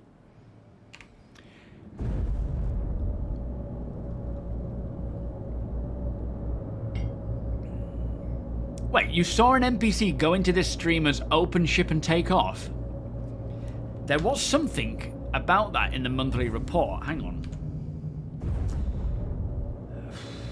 NPC? APOC, do you remember reading something about in the monthly report about the NPCs capable of flying? There was some NPC vehicle training stuff, but not flying really, other than updates to like flight AI as far as like combat goes. Okay, thank you. Oh yeah, NPCs flying in formations, following at a distance. Landing complete. Are we refueling? 3K refuel cost. Alright, I'll send it over. Beep. Today's costing me. Oh no, where's... oh, we're at the bottom again. Okay.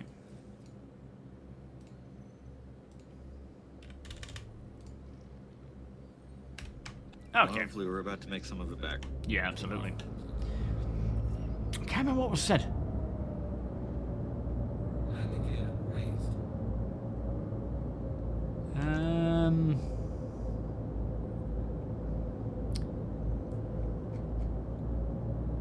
You might be thinking about the Evacati patch notes for last night where they added the dropship functionality to Pyro outposts and certain other places. No, I found it now. I found it. It was for control surfaces. Improvements to the aerodynamic simulation were implemented, which should address jittering. Blah blah blah blah blah. Support for G-limiter was added to the new atmospheric flight mode, and NPCs now fly using control surfaces when in atmosphere.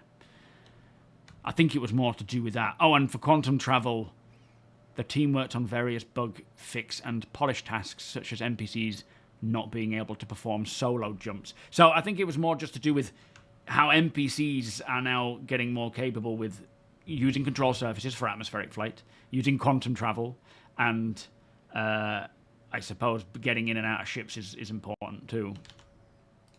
So we should start seeing, I don't know when, but NPC populations of them coming and going. I mean, we see them flying those ships in those missions, don't we? But that's just going from one, like a straight line spline. But yeah, I think they're slowly starting to bring in capable NPCs of not just, you know, being either on foot or in a ship, but transitioning between the two and using all the systems that we need to use. Which, for those who are more interested in PvE, means all of the type of game stuff we have, like combat, hauling, escorting, mining, salvaging. You're going to see NPCs going around and doing stuff. They'll need rescuing, they'll need resupply, they'll need engineering, refueling. It's all about getting the NPCs capable of doing everything the player can to a degree, which is quite exciting. Davawardo, how you doing? But if you can't fly your ship without one, you will be dependent on others to play the game. What's that? Sorry, Dav. What are we talking about, mate? Sorry, it's a bit of a delay to get to your comment there. Oh, you're thinking you're the minority if you don't see engineering as being fun. So when it comes to,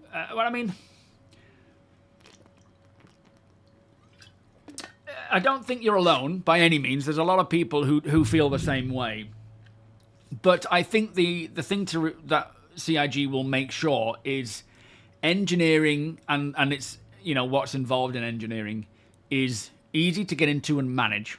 So on the surface level of just using your MFDs, swapping out components, that kind of stuff, it is straightforward and easy to understand and maintain. But if you so wanted to delve into it deeply, there is a lot of facets that allow you to be that dedicated engineer that can push the limits of the ship so that the pilot, the gunners, can get the maximum performance. But if that is of no interest to you, there will still be just doing the general sort of day-to-day stuff of monitoring your systems. And also, don't forget, there are presets that you can get for your ship that you can toggle between that will completely adjust and reconfigure the power management and so forth. So, and if that's something that you have no interest in, or people who can do it way better than you can actually save those on your local computer and share them between other people so that they can use them as well.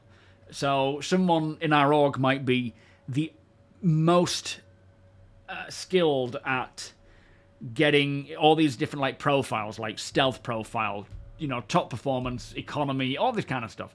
And they can set all these profiles up and they can share them between the org and we can just use them. Of course, you'll still need to monitor your systems. You'll need to make sure that things aren't overheating, things aren't breaking. If they do, they need to be fixed. But I think to start with, when we first get engineering, like any system, it is going to be ramped up to quite high so that they can test it properly. They can see the cause and effect. It's sped up by multiple times. And then over time, they will dial it back. And the amount of problems, things breaking, overheating will be reduced drastically. And again, it'll depend on what you're doing. If you're constantly boosting, going into dangerous environments, it's going to, the rate of wear will increase. But it will be a lot less than what it is when it first came in. And then it's just a case of dialing it in to make sense to the locations you're at and how fast it should happen. Colt, sorry, you've been here a while. Mechanics are rolling in, but not the means to deal with them properly. Well, that's the thing. That's why this year should be good to get those other things in as well, like the quality of life. Mechanics coming in and the way of dealing with them coming in as well. And hopefully they'll address things like that with Death of a Spaceman and making sure that we have the ways to deal with any scenario. Ace, welcome. Enjoy single-person daily driving on a big ship while you can. Yeah, absolutely. Yo, KP, Spunky Chicken, welcome. Yeah, those drop ships, is that what you mean? They're actually coming in for 431, but only in Pyro. So you'll see that happening. Once the population of a certain location in Pyro gets to a certain level, based on, people killing them, or something killing them, an NPC dropship will spawn in, it'll land, it'll deploy the people who will then come out and have a look for the problem while the dropship takes off. And you can disable that from happening. There are watchtowers where you can toggle them on and off. You can do that now. at certain watchtowers, but it has no impact because we don't have dropships yet. Yeah, bounty hunting 2.0. This is another reason why we haven't seen bounty hunting at all, is because, for NPCs, for players it's one thing, but for NPCs they want the same thing. Where right now, NPC bounty spawns in, you go there, you kill them, job done, you take on another mission, rinse, repeat. Eventually, when bounty hunting can roll out properly, which this is needed for that, you will have an NPC that is at this last known location based on the comms. You will go to that location, you will scan using the new signature system and see if you can find any trace of where they are, maybe ask informants, check ATC if it's a place with ATC, to see where they're where they might be. If you manage to find them, they may run, get into a ship, take off, fly somewhere, fly to where they have reinforcements, get out of their ship, go into a cave. There's the possibilities here are endless because they will do what they feel they need to do to escape. And as you say, getting in a ship, getting out of a ship, getting in a ground vehicle, using the elevators, the trams, all this sort of stuff, they need to be capable of that so that you can chase them down using all these systems to play cat and mouse with them and eventually arrest them. I wonder if we'll have something in place like different manufacturers' ships or components more likely to last longer. Yes, absolutely. And I think a lot of that will tie into the crafting system as well, using, higher tier, crafting higher tier items. But fuses, there should be various fuse types, I think, coming along of varying standards that will, I suppose, limit the amount of potential, damage that can occur. Astro, welcome. So I'm liking the new spawn system, but would like to see tier 1s have 3 spawns. Yeah, I think there's a lot of room there to adjust things. And same with injuries, Astro. I feel like it would be nice if they could do a bit of a tweak there to just make it so that maybe tier 1 has more spawns per canister or a better efficiency with canisters. Injuries take less than half a canister. There's a lot they can tweak. And again, it's feedback that we need to provide. They will gather the data based on what we're doing. We'll need to play it and play it and play it to see how it feels, to feel if it's accurate or way off or close, and then provide feedback. They'll take all that feedback and gather all that data and make an assessment based on what we have now, what is coming in the future, and so on and so forth. Where are we? It's a space station. Yeah. Endgame is 6 kilometers ahead of us. You just there. Oh, there. Wow, quite an entrance. Flipping heck, it's like, ooh. I thought it was nighttime on a planet. Thick gas. Yeah, sorry about that.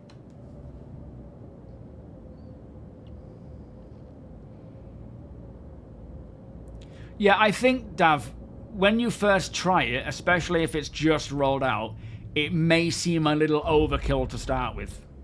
But it will be streamlined and dialed back to make it make more sense that, components may have more longevity versus others and they will degrade less quickly and so on.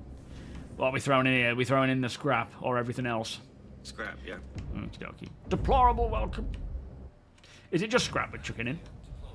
Just scrap. You know?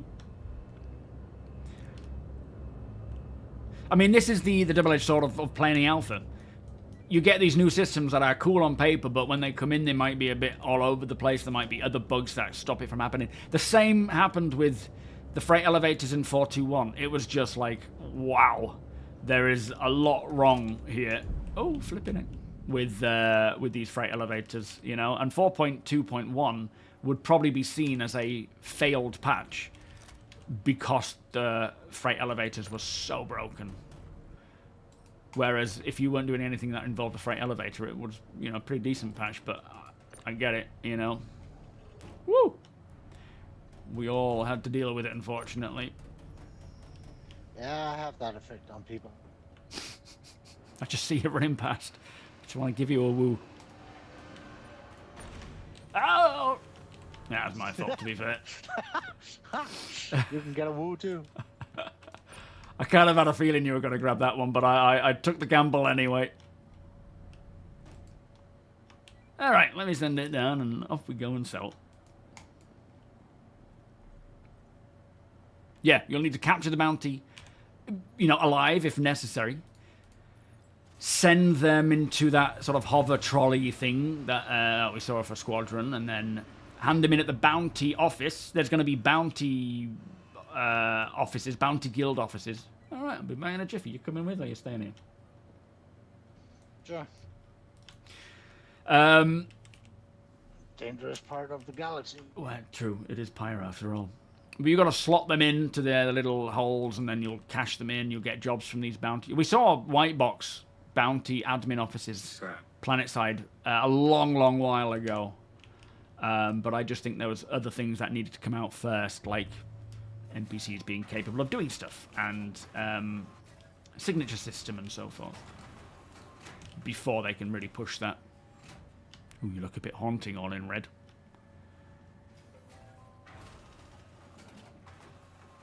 Yeah.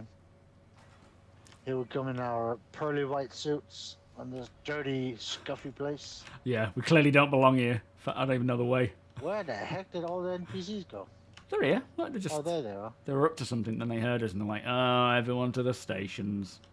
I think NPCs are so realistic. They're like actors where they down just... that hallway you guys are walking down all the way at the end. Thank you, sir. Yeah, I think they're like so good at We still acting. haven't heard Jared. Yeah, we have. What do you mean? Have you? Yeah, it was in the space station that we were in a while back together. Oh yeah, in the hospital where he was complaining. Oh, I haven't heard him complaining. Talking of which, I might get a skewer. What do they call those rats? Quite hungry at the moment. It's not often I get to try these foods. Yeah, no, not. No. Sorry, Yummy. we're just discussing the future potentials of you know, when it's coming along, or what's needed. Hello, Pratt. That's it.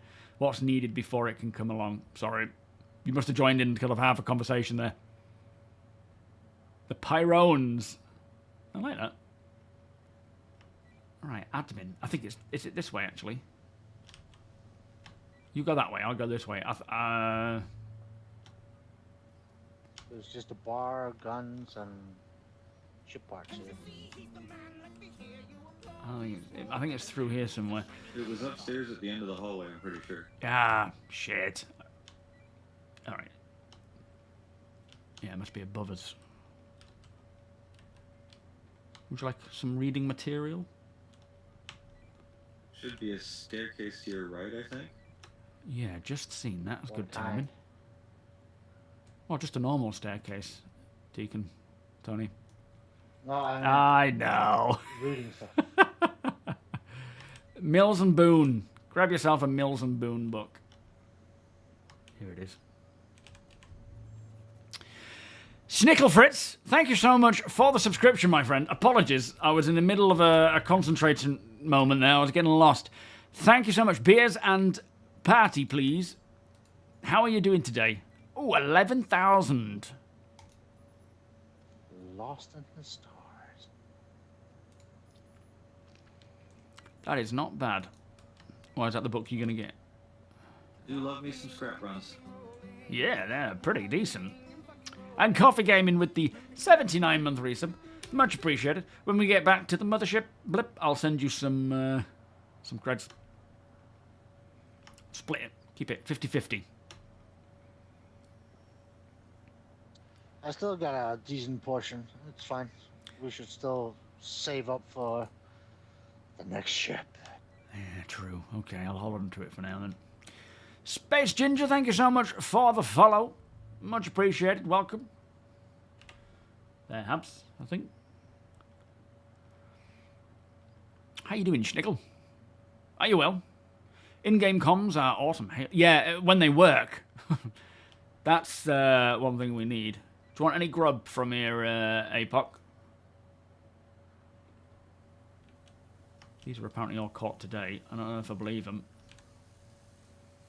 They're probably from last month. I mean, you've got to keep the numbers down, I get that, but you don't want to be, like, over-killing them. You'll have to let them reproduce. Are they free range? Free range, hello, I press. doubt it. Organic rats. Tunnel rats.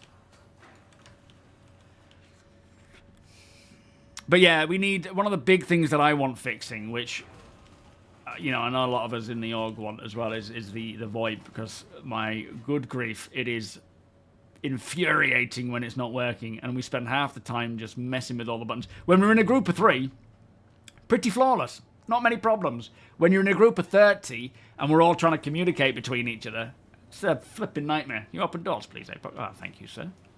You know what you're doing. Getting like a real graphical issue with all the pixelation and so forth. I'm hoping Vulcan will solve that. Alright, we're on board, mate. We're on. Oh, it's awful, all that. Space Ginger, thank you so much for your years of viewership, my friend. I don't know what you've been doing. I've been streaming since 2015, I think. Something like that. But you're here now. That's what's important. Welcome, sir.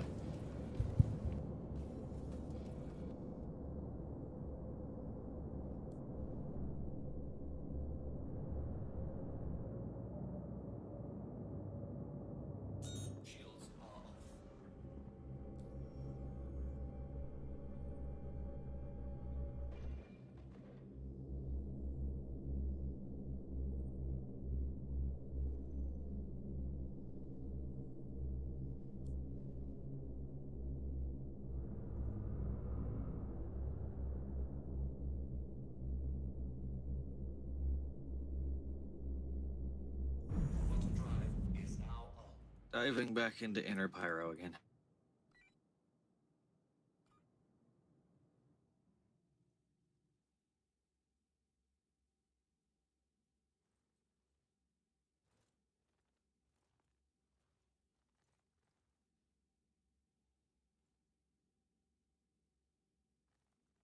Your mic's muted. Yeah. Thank you. Thank you very much. Let me try that again. What was the last thing you heard?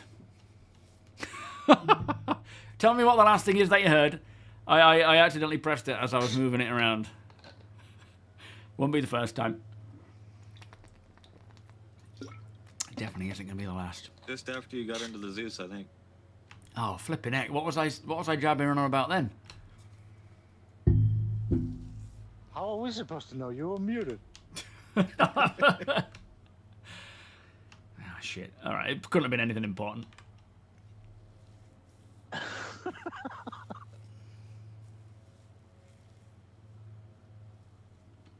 You've been with it from 2014, have you, Paul? Yeah, the Constellation. Oh, it's nice to see the Hammerhead and Aurora series getting their gold standard passes right now. I mean, the Aurora... Oh, it's like... That is forever gonna be... In fact, what I might do, when I build, you know, my own little home or whatever, it might be quite a big home, but I will put that... I will never fly it, I'll just put it on like a pedestal, my Aurora LX, with this Alfred chair, and... It's just such a clean, beautiful ship that I have kept hold of from day one. And I will certainly use that when engineering comes in. I will use that for my first testing. Well, it probably won't be the first testing. The first testing will probably be with you lot in the org. But yeah, I'll use that as a way of me just honing my skills with engineering, because it is probably going to be a very simplistic system where it's one component for each job, all on an MFD, all physicalized. Yeah, I'm looking forward to that so much. Yo, Raga. Missed like the last 30 seconds. Talking about pixelation. I think I was saying to Schnickel, did you hear me talking about jumping in with the org? Did you hear that? Or was I off there? Yeah, the Allo Pratt. I had to take a moment to digest the Allo Pratt. Streaming since 2015. Yeah, that was the last thing you heard. Okay. Django, I really hope so. I really hope so, and I doubt it if it does. I mean, I don't think it will. I personally think Nyx will come out next year, but if it does, as much obviously it's in comparison to other systems, it is definitely smaller, less occupied, system compared to Stanton, definitely compared to Pyro. So technically requires a little less work, but they are definitely going to keep pushing the limits of their tech and Physically, expanding. it's huge. It's just not a lot in there, other than asteroids. Is it the biggest one out of the 5 for 1.0? It depends how much they retcon the size compared to Pyro. True, yeah, good point. They might do that. But yeah, it's it might be that the Nyx system brings the first Gen 5 we wouldn't be able to planet. make this jump in this ship. Oh shit, okay. But again, I guess they will either retcon that or increase the fuel, and I assume they will decrease the size, because if they decrease the size of the second system, it'll follow suit in terms of scale. Maybe not one for Part one. of me wants them to leave a really big system so that we have reasons for carriers. Yeah, same. But it's a complicated balance, especially if they start allowing spawning there and setting it as a home location. If you can't get out, you run into the same problem they had here in Pyro with Ruin Station, even at the newer size. Yeah, I do feel, though, that this whole increase in speed of quantum travel is more of a temporary thing when it first rolled out a while back, because of how boring it was with nothing to do and people didn't like it. I think they will either increase, or maybe not increase the size, but they definitely want long duration flights because there will be things to do on board, and they need that sense of scale. So yeah, I don't know. I wouldn't say they're done yet, are they, with adjusting these scales yet? I wish they'd adjust my scales. I don't. That's just a silly joke. Deplorable. Thank you so much for I am 8 also months. very biased because I like my big ships. I like my Liberator. Yeah. Deacon's Kraken. I can't wait. I mean, I love the idea of being on these big ships and playing pool with everyone on board, or fixing ships while we're en route. I think when we get engineering and proper physical, repair and refueling and all these other silly little things that we want to do on board of our ships, people will want there to be more time, because that gives us the chance to get set up for the next mission or prepped and so forth. I think people will be dying for longer jumps. Maybe not. Oh, message of the I day. agree. We got a message of the day. Oh, no. Sorry, no new message of the day. No, sorry. Thank you, Wonko. Nothing yet. How you doing, mate?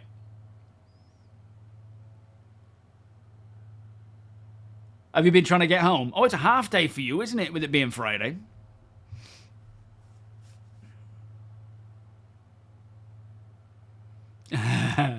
We've left this so long that we'll wait for CitizenCon to tell you anything about Squadron. It's going to be an interesting Squadron. I can't tell whether it's going to be, one of these sort of like, well, that was a little less exciting than I hoped for because of how exciting CitizenCons have been in the past. Or whether it's going to be, we're revealing these really cool things and they're coming in the next patch and these are on the way next year. And it's like, I just don't know what to expect. As much as I'm this get excited for things rather than, and manage your disappointment rather than managing your expectation, I am very much like, I need to do both at the moment. And there's that as well, Flood. Yeah, we're heads down right now, so you'll excuse us kind of thing. It's hard to say. Fallout, how you doing? Welcome. A whole year early, if you believe the date at the top of Q3 2026 newsletter. What's that about the newsletter date? What happened? You're geared it for a low-key one, are you? The Squadron 42 August Q3 newsletter thingy. The date reader at the top of it said Q3 2026. That's interesting. Probably a blip on their side of things, maybe. Oh yeah, Paul. When we first got the hangars, it was like, again, all I had was an Aurora LX, and I would I would just be sitting in my Aurora, in the hangar, putting on my helmet, not putting on my helmet, sorry, using that, what do you call it? In fact, they did have the helmet flip for a little while, didn't they? But only for a very short while. But that hollow table where you could mess with things, I just remember sitting in my ship, in my Aurora, just doing nothing but looking around, loving it. What's this? Oh, flipping out. That's seen better days. Is that an arrow or a gladiator? Gladiator. Oh. Oh yeah, the game pod. I mean the sim pod. That's still coming, right? If you look on the Idris, the pilot ready room, or the area where pilots are, they have 2 sim pods in there that people will be able to use. It's intended for the pilots to get some training. Oh, I best get my weapon. Helmet check. Oh, we don't need it Remember technically. ammo in your... Oh yeah, I'll get some ammo. Well, if we're getting shot at, then we do need it. That's true. Let me do that.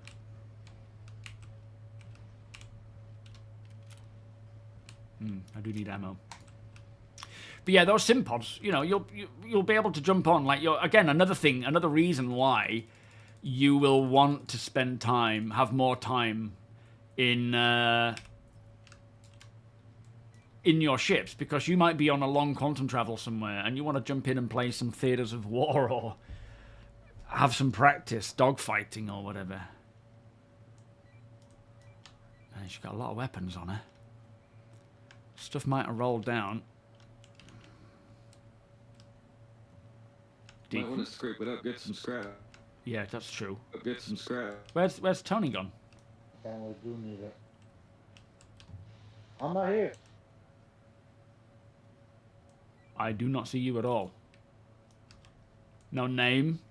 No, are you stood by the gladiator or something? Tony! No, out here in front of the ship. Which ship? Our ship? Oh shit, yeah. Oh, okay. Well, I don't see you physically. Hang on. Oh, I see you now. Yeah, party marker's not working for you. Well, for me, for you. It's because we went to Pyro. Yeah, of course. Yeah. Ooh, Whackers online. Ooh. Alright, we got some attritions. We got some missiles. I don't know if the missiles are any good. Not attrition, sorry. Klaus and Werner, I guess. Beavers? No. What, size 3s? Maybe size 4s. Have you got the scraper, T? And do we want these missiles? Do we want these missiles at all? I see you now. Are they Panthers? Yeah, I hear you. Oh, the rhinos. Can you hear me all right? Yeah, just we made the party. Yeah, nice one. Got some rhinos. I don't know if we want rhinos or if we want arresters. Arrestor 3s are all right, aren't they? APOC, do we want some arresters? Or ignites?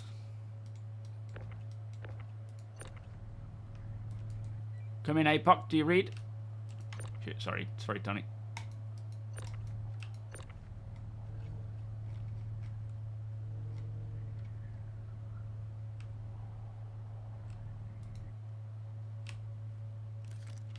Is it working? It might need a bit of messing with. Arbiter, how you doing? Finally splurged on a TOBII. Nice, my friend. I am very happy. Good job. You will love it, mate. Yeah, they look very too samey, don't they? These weapons. So they need to be in your backpack, apparently. I'm talking on. Oh, okay. I'm talking on party. Can you hear me, APOC? Are you talking? I can't hear you at all. Hello. Oh, there you are. Party Okay. chat seems to have turned itself off. You guys were talking in local. Okay, maybe I'll Should we try and get party working again, or should we just stick to local for now? Can you actually hear me talking now if I hold party chat down? This is party. Yeah, okay. You can hear me, can Remember, you? party chat uses local if you're too close to each other. Oh, okay. Yeah, I'm using party now. I'm assuming I'm getting quieter for you. Testing 1 2. Testing party chat. Nah, just hear you on local. Can you hear me shouting? Sing us a song, Ron. There once what I actually don't. 5 little ducks went out one day over the You hill need and to far activate it. away. Sometimes it starts. Kemi, welcome. Let me try missing. Ah. Oh yeah, can you hear me now, APOC? On party. There you go. Yeah, I hadn't turned it on. That'll do it. Do we want these arresters? There you go. They're about 10,000 credits a pop to a player to use them. Can we use them? We've got ignites as well. I don't know what we use though. Hang on a minute. Thanks, Suburban. Wah, wah, wah. Only one little duck came back.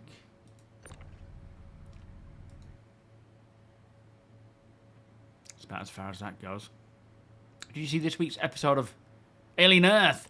I got so far in and then I was just super tired, so I needed to go to sleep. But on board the ship again. Very happy to see that.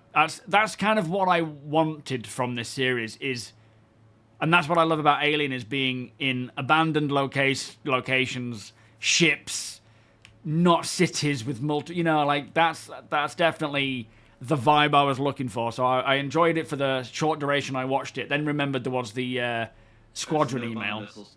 Yeah, oh, never mind then. Yeah, then remembered the Squadron email, so I read that and was just like, I need to get to sleep. I just can't do it. Your life's been taken over by that ace.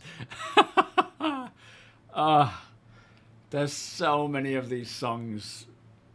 Now someone's singing them to us, though. She's funny.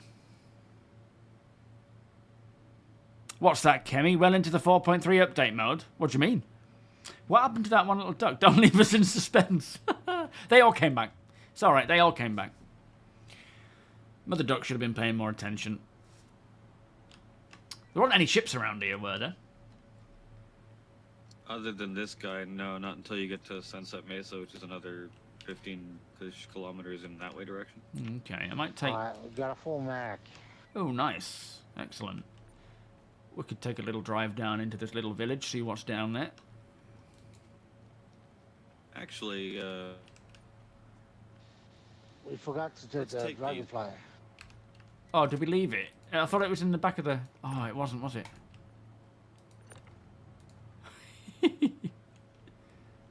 let's swap these out with the guns we've got. I'm gonna go unlock the port. Alright, cool. Yo, Red Dead. How you doing? Thank you for the follow. Sounds like we've got a bit of a storm coming in. Are these the front weapons yet? Or are they Yes, omniscus? main weapons. Roger. The duck died. Dysentery. Port's unlocked.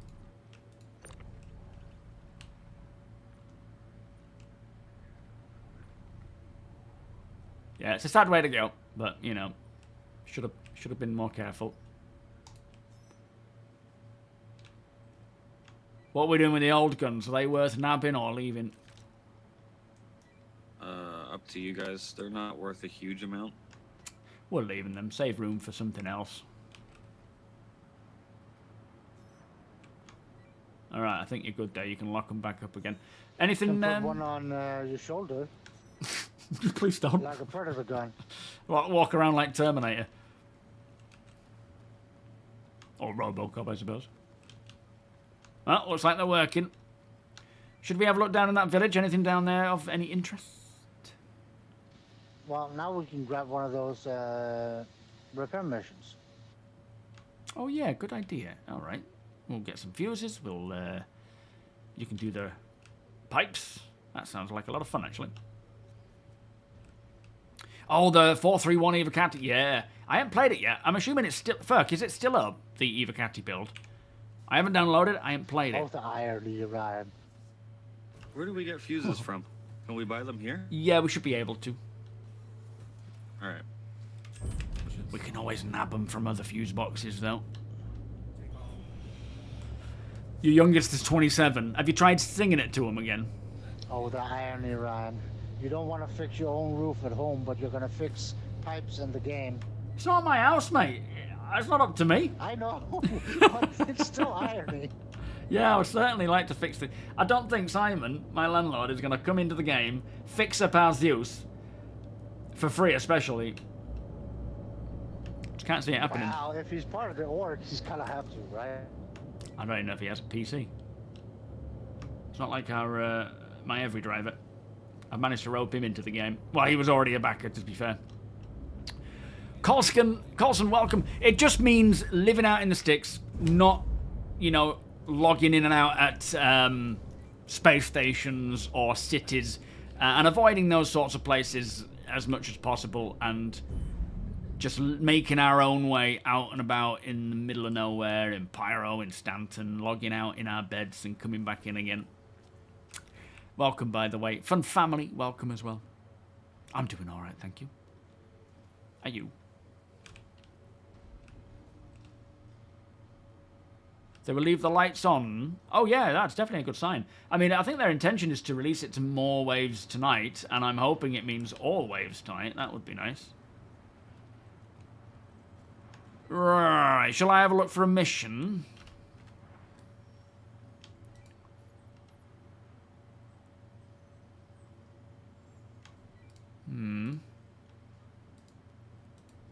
Got salvage.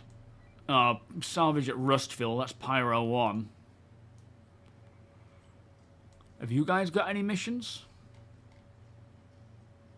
Do the maintenance category. I don't have it. I have it. Where are we? Sunset Mesa, I think. Sunset Mesa is the closest outpost. Jackson Swamp is pretty close as well. Alright, I got a Sunset Mesa sharing now. Nice. That'll probably be closer to Jackson's, to be fair. Yeah, 18 kilometers. I bet that's near Jackson's. For some reason, when you take on a Sunset Mesa mission, it sends you close to... Oh, you just shut out a gun there. Oh, no, it's back on. We got 18 kilometers. We need to buy fuses here first, yeah? Oh, yeah, okay. Let's head up this elevator or this stairs. Let's go up these stairs. There's a couple of shops here, I think. You got elevator PTSD? Yeah, let's stick to the stairs for now. If there's a stairs available, we'll take the stairs. Yes, it does, Paul. I think there are some as long as they issues sometimes. Oh, yeah. But technically, you log out in your bed, you should get in quite consistently now. Yeah, here's a shop. I hope I'm right about this. Mid-sized salvage, an orange one. Directly to your backpack. Yeah, good point. First, yeah. Honey, can you share it again?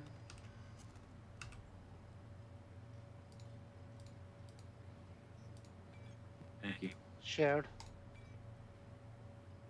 Pretty sure I've seen them here before. There they are.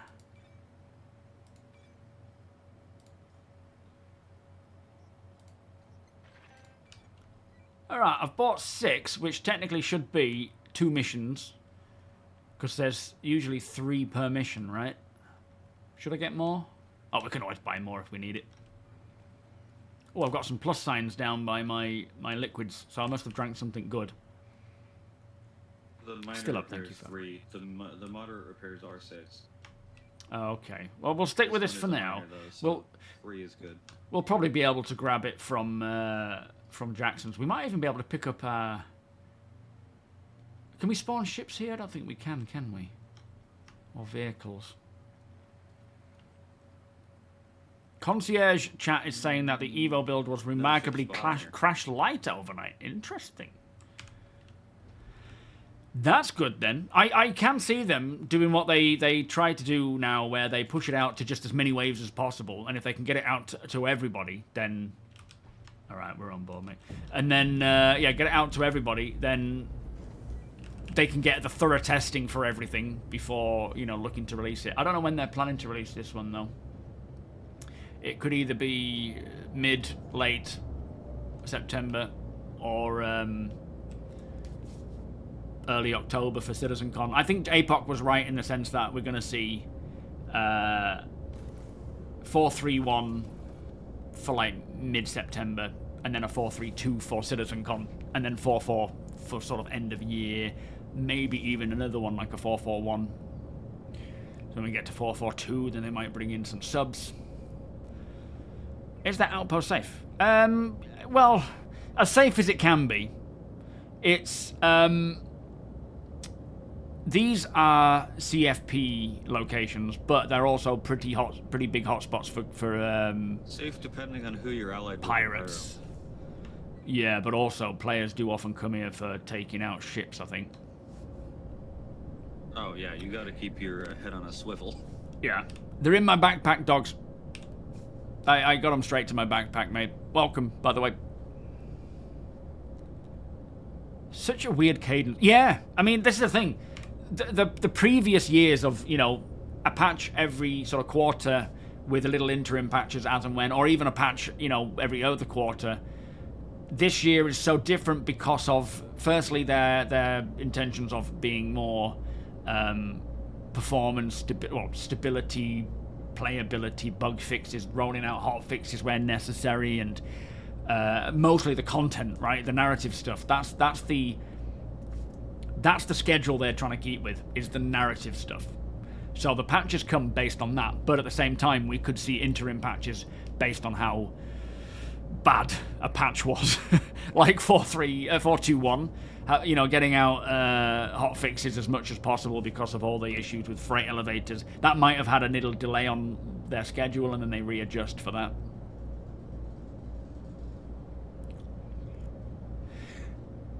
Well, I don't think going forwards, if we go back to the normal quarterly patches next year, once they feel they've done enough stability and whatnot.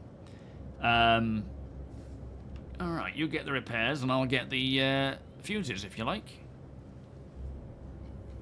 I think chances are we will go back to how it was with bigger features coming in. That could potentially cause more problems, and they'll need to go through the waves more. The reason why they're jumping wave tests is because the core tech and, you know, that kind of stuff isn't changing so much. The code isn't really changing too much because they're smaller patches with smaller content versus features. So it's not like, you know, something that's going to come in and break everything.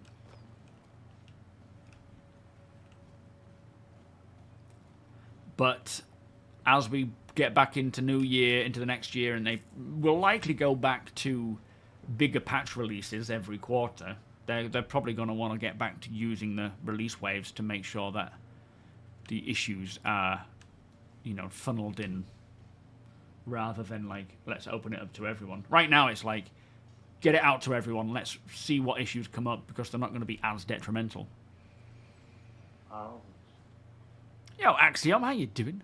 What would you consider being something the game needs at the moment, but also what would you prefer what's released?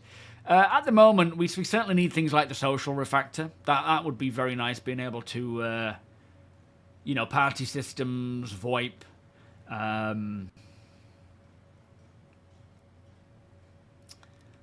I wouldn't even consider the transit refactor a big importance right now, because the trains and the elevators haven't been a problem for a long while. They've actually been working all right. That kind of stuff would be nice, getting that in. What I would like to see, that's probably more of what I'd like to see. I don't know, it's a good question. And on the spot, I can't quite think. I'm sure I've got inventory improvements, that kind of stuff to make just the day-to-day playing better. What I'd like to see is things like base building and engineering and all that jazz. I don't know if this is going to work if I just place it. Oh, it's working. Oh, no, it's not.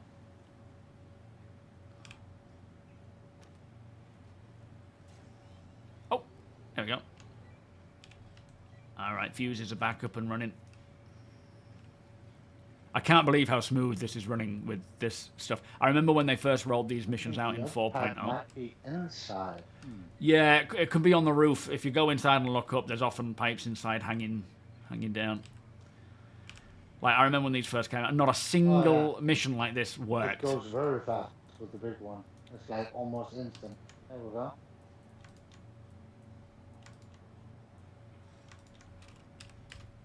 I just found an SRT, not an SRT, the Cambio Light attachment. That's kind of handy. Oh, nice. Oh, I love this game so much. I'm just enjoying it, feeling like much better, more, you know, like having. I remember the days where you wouldn't quit out of the game because you have, you know, things to do or because the time is up that you have available. You would quit because of something breaking, and then sort of slowly you would find yourself actually having to log out because you need to go to bed, or you know that's the time that you've had available gone, and it would be like, that's such an unusual premise. Might get some Pitambu if there's any around here. I love it fresh.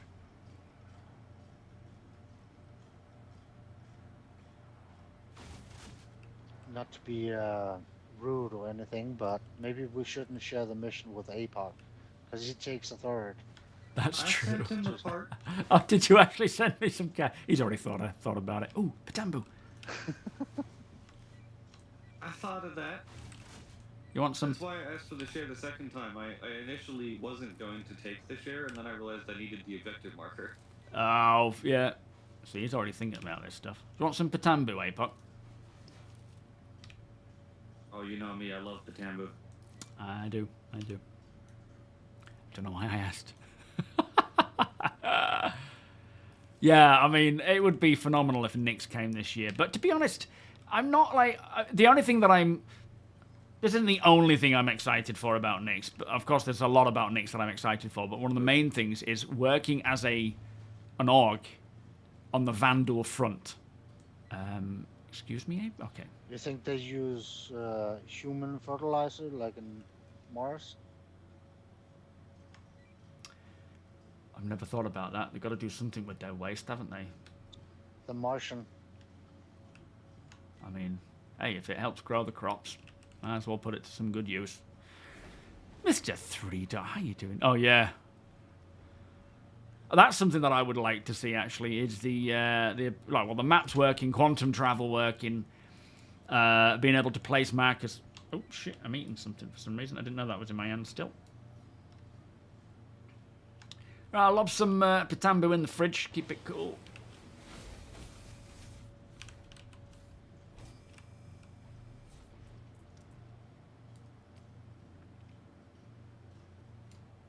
Send you a share for another one.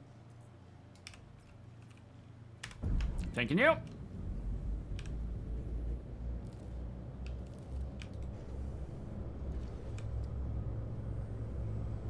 Kind of looks like a boob. And I don't think it's going to sit there very well, is it? Just realized I have a shit ton of Pitambu in my claw. In your where? In my cubby. You've been Pitambu grabbing?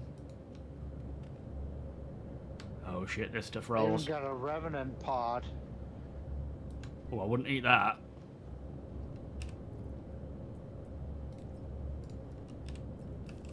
Did Pico poop out a Pitambu? He just rolls towards it. Look at it. Oh, this stuff is a nightmare. It doesn't want to sit very well on. Yeah, I think we're gonna have to put it in the cupboard. It doesn't like sitting on there, I don't think. Try Put it it in the sink. Yeah, again, it looks like it might flop gonna through. wash it. Oh yes, it's all right in there, doesn't it? The AR marker made it look like it was going to fall into the... Yeah, there it goes. All right, in that case, we are... I'll put it on the floor, and if you grab it.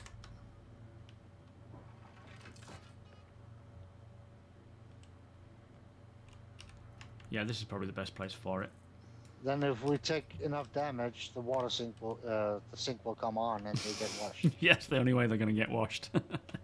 Yo, Citizen, how you doing? Oh, the other one. Oh, Seven, welcome. Popped out of the floor. Oh, The one good. that faced in. Yeah. Have you heard any rumors about Twitch drops? I have. Yes, I've heard about them. By the way, if you need a scope for your P4, But I don't know how that's going to Arthur, function. there's one in my copy. Okay, nice one. Are we on site? Because I'm not seeing the mission marker. We're on site. I suspect so. This site also has one of those radio towers for the dropship gameplay. Yeah, I'll show that. Can you reshare the mission? Because I'm not seeing the marker. I must have missed it. I don't know what it is or how it's going to function, but they did say something about it. There's the share. There was something in the data mine, I think. Thank you, got it.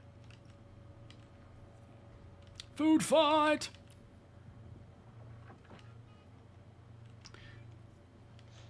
You wanna you wanna swap? So you do the. Yeah, but it looks like there might be a couple of relays needing fuse. Oh no, it's all it's just 3 fuses. Yeah, let's. How do we do this without things going missing? We just drop it on the floor. Let's go over. Double layer for. Yeah.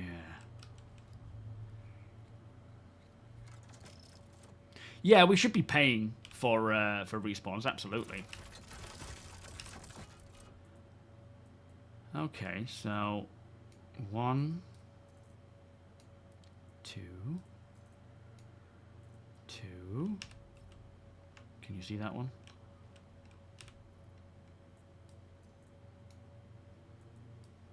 Got it. Weird, it didn't let me drop 2 in the same spot. There you go. Alright. Rolls swapped. Let's do this.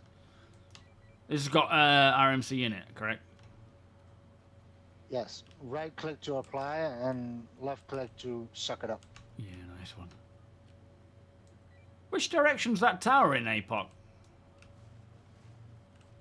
Front left of the Zeus. Oh, okay, I'll go and have a look at that. Could be outfits and skins, yeah. It was just in the There's a small elevator in the base of it. data You can take mine up to the stuff. top, or you can climb the ladder up.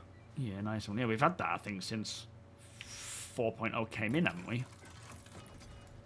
Yeah, the towers have been here. The panel even shows reinforcements on off. You can turn it off. It just doesn't actually do anything. Right. Right. Ah, there we are. Oh, flipping up, that is quick. Don't mind me, just your regular stunting repairman.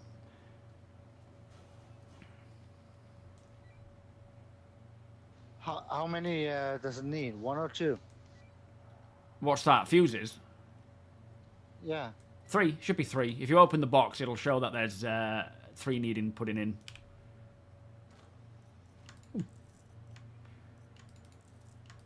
Then we're gonna need 3 However more many for you the other put in. one.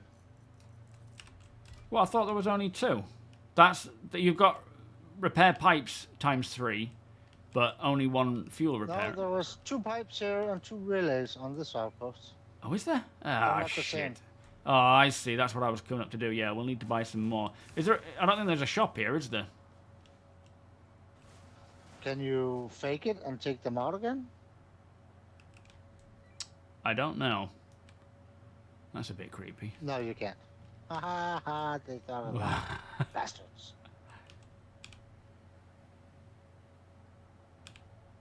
Okay, we can't lean on that. I'm going the wrong way here. Your lady friend We'll get climbing a up. couple more from Sunset Mesa while you guys. Yeah, do that's a site repair and that's a look at good tower. idea. Good idea. Wow, she said hello. Would be rude. Never said hello to me. Repair and look at the tower. Well, I have my helmet on. You don't. How flippin' rude.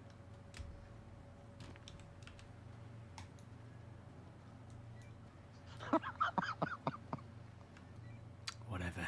Get out of here. Yeah, so these towers, we've had them since 4.0, and at the top there's a little terminal that actually says disable reinforcements. And we've had that since the you know, Pyro dropped, I believe. But of course it has no impact whatsoever because we didn't have reinforcements, but they were clearly planning this out with that. So it'll be interesting to see how that functions, because I remember when we first had the reinforcements thing, it just did not work.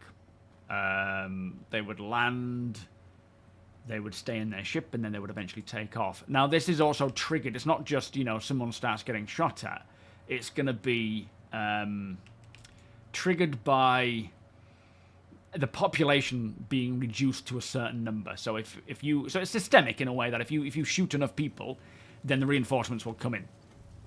You can obviously stealth in, disable it, kill, and then nothing will come in. Or if there's a mission, because there will be missions associated with them as well, what you could do is stealth in, not killing many, and then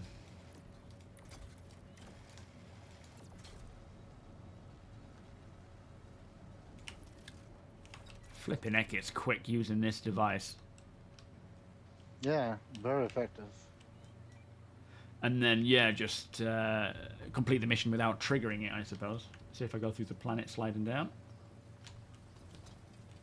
Oh, no. Well, I almost glitched it into the planet, so I took the slow route. Yeah, it's always best safe than sorry with this place. So yeah, you'd have to kind of stealth your way in. And I think as well with Found a loot the... box with no fuses in it. No, I don't. I've never been able to loot a fuse in terms of, like, in the loot boxes, but most places do sell them now. So with all this stuff coming in with AI, a lot of it is about perception, night and day perception, being able, and on audio and visual perception, being able to see you coming and hear you coming. And if you wait till nighttime, you could probably stealth in more. When we get, like the Geist armor, for example, when Starware rolls out and we get all the tech for stealth suits working, you can use those. So as you can see here, dropship reinforcement status, unavailable. The relay terminal status is online, and there is no active relays. If you deactivate it, it is completely turned off, and you can't turn it back on again. You can focus on the screen if you want to, but you don't have to. And there's usually a sniper up here as well, but he isn't there today. Be able to watch APOC come in. I love these places. Oh my god, it's so cool. This feels like Fallout. I just expect to see a nuke go off over there. Yes, technically, the ASD kit. So, that armor set, regardless of whether it's an ASD skin or whatever, That can be arranged. it might be kind of cool. No, thank you. But, yeah, regardless of what, you know, skin it has on, that Geist armor set is the stealth sniper armor set. So technically it's made out of materials that are audibly quiet, because decibels will matter with the new signature system. They will matter with NPCs. It'll be important for... Oh, the marker again. I'm up top. Can you look up? Strange. At the top of the tower, you can't see me. No. Oh, that's annoying. Oh, all the way up there. Oh, yeah. No, I see. Yeah, look up. You two, look up here. The sniper had a doctor's appointment. He probably did. It's like, Oh, sorry look up. guys, I gotta go to the doctor's. But yeah, so the armor will also mitigate that move? signature itself. Oh, look up.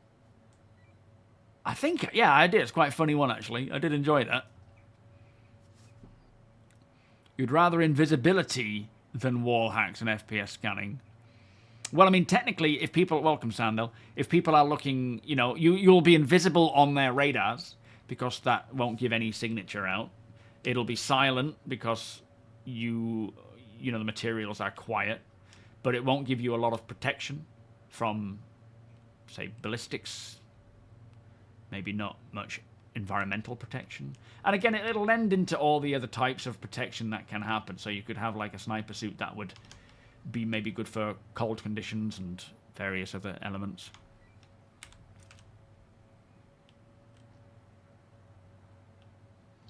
I found a knife, but I'm not giving it to you. I hope you understand. I'd rather you just didn't tell me.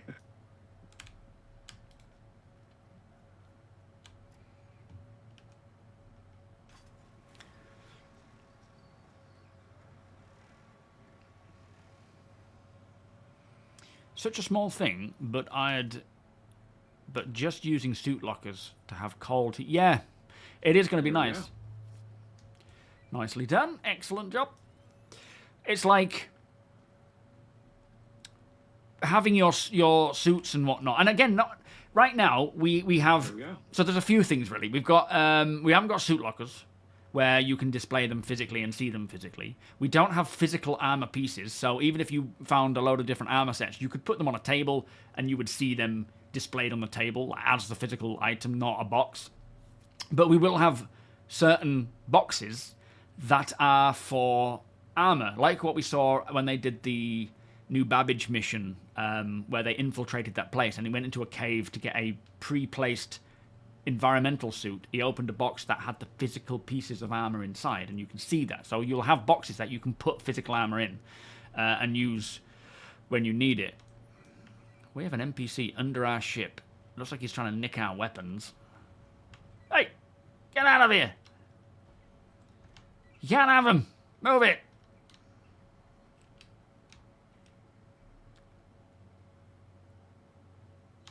I don't trust him.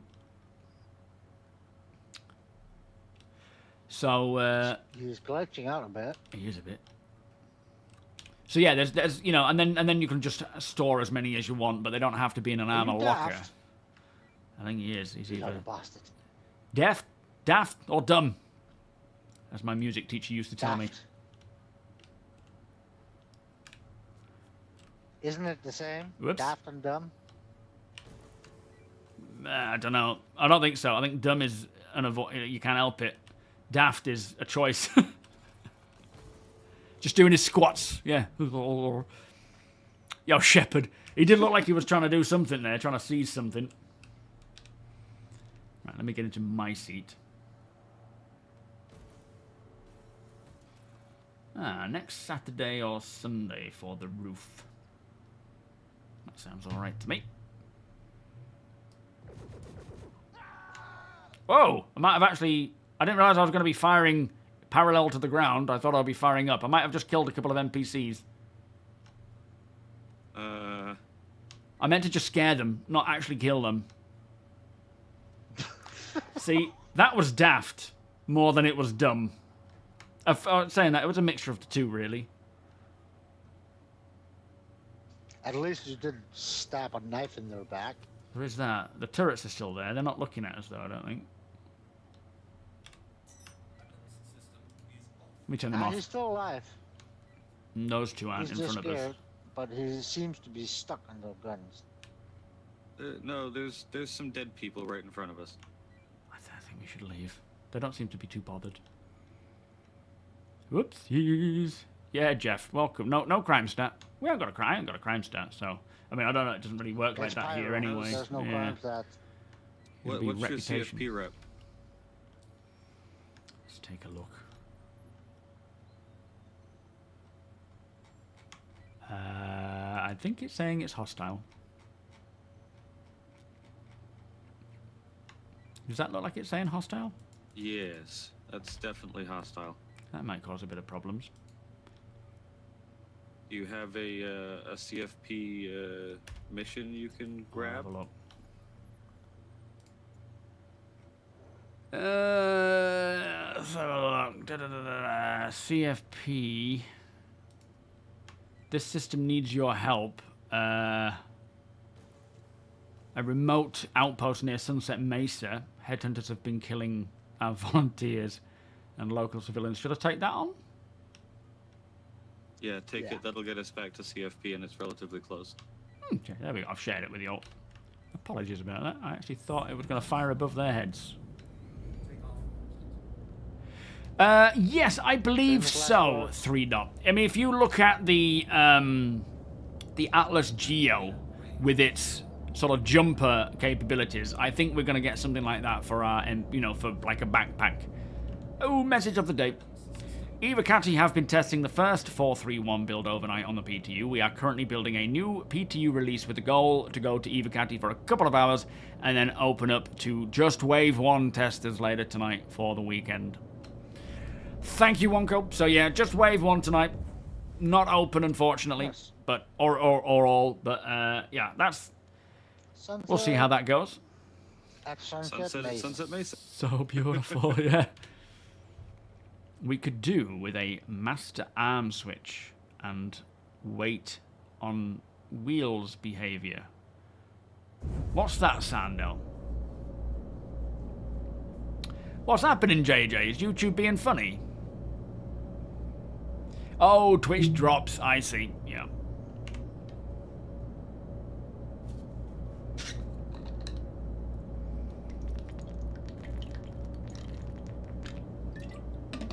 Yeah, that was some good typing there, Wonko. Chippy message of the day. Me. Good job.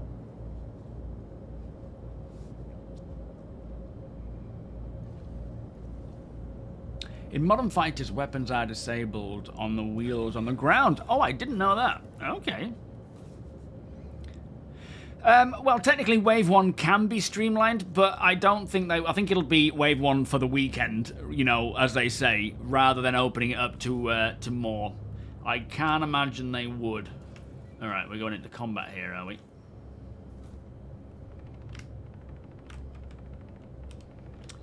Certainly sounds like it.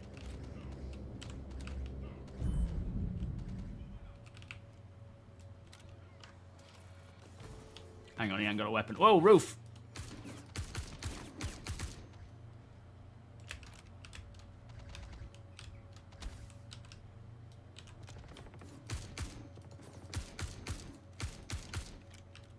Alright, I'm running in. You try and keep me covered if you can.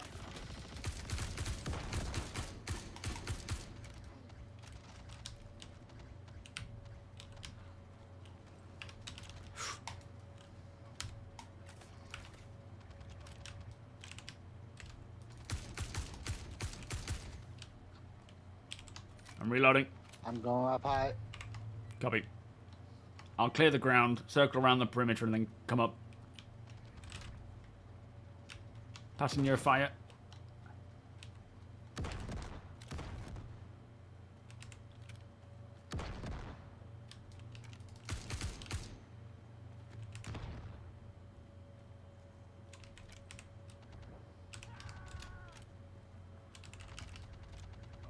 On your 6, ready to cover. Yeah, copy.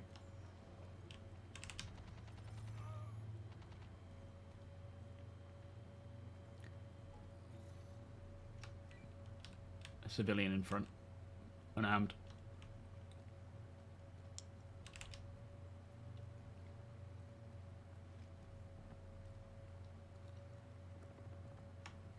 Another civilian. Alright, let's move around to the front. Going in.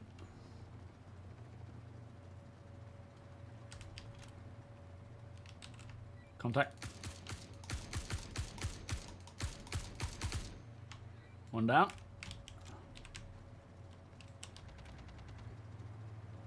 Roof is clear. Okay, let's... Mission's actually completed.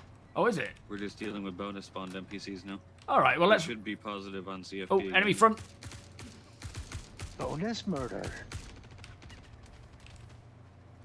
Nice one.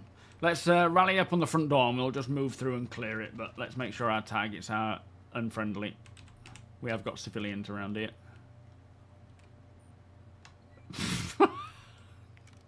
Wasn't expecting that. Alright, we ready to push in? What happened? A naked man came running out. That's a bonus. For you, maybe.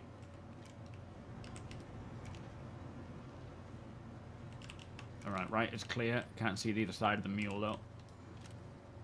Clear left, clear far. 1 room to go. Yeah, copy. Mithras, how are you doing? And thank you so much for the resub. Okay, just heading up ladder.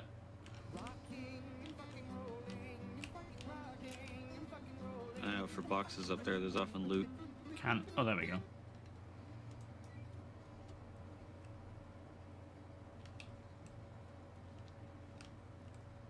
Nothing. A nothing burger up here. It You was should up be to able something. get through that little hatchway. Oh, okay. I think I might need a cutting tool for this. There's no prompt. You can shoot the locks open.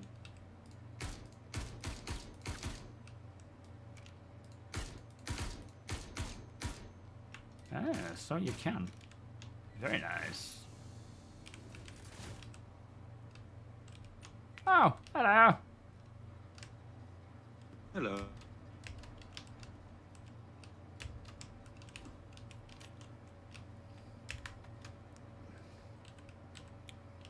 Huh.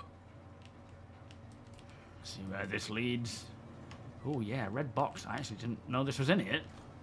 It's a bonus.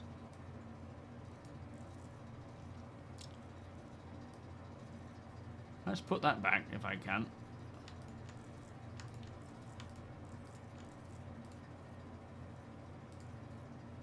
That helmet, we need that. Okay, I've grabbed it. The Max Flex chest and undersuit I've left. Do we want them? We have the TCS4 undersuit in desert and then the Max Flex core white.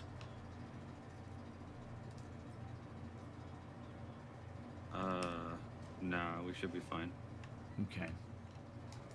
We'll move the box over There's here. another box on this side. Yeah, nice. Looks like an ammo or Yeah, a roughneck. box.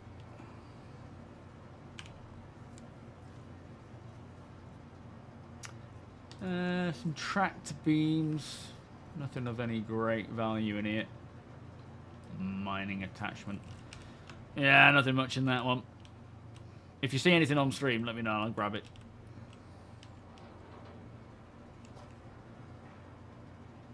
Are you streaming, Arthur?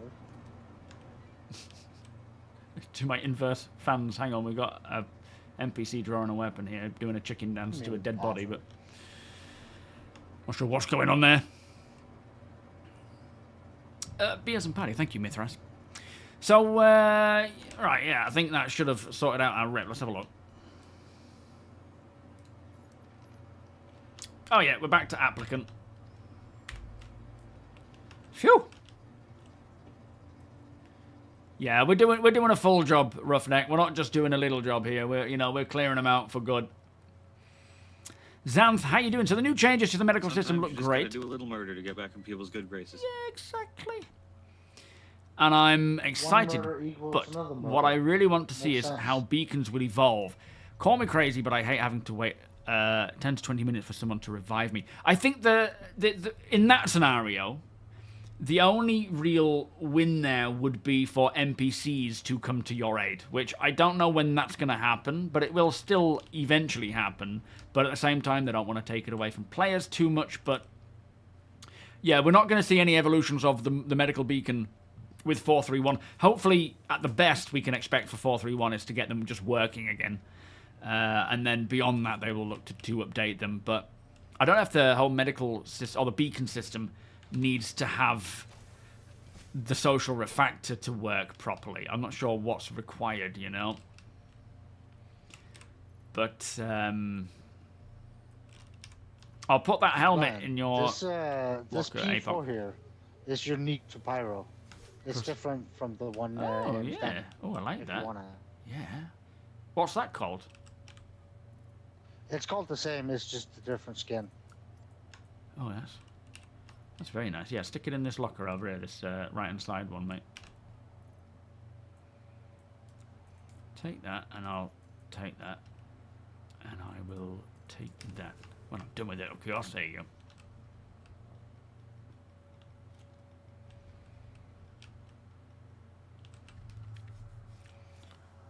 Medgel cannot be removed. Yes. Well, you can't. That's true. You can't yet siphon out Medgel. I don't know if that's something we'll be able to do in the future, but as it stands right now, no. But the canisters you can. There will likely be, and this is the thing. Just there's only 2 canisters that can go into a med bed. Chances are there will be likely more inside the med bed if the person is organized and has Got some bought money now. some gear, right? If they've bought Gonna spares send you a little something.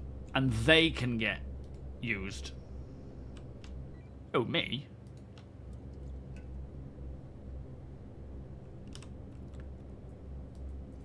Yeah, I had a bit much. Almost 88k. Oh, flipping heck. Oh, I should have quite a bit though. How much have you just sent me some?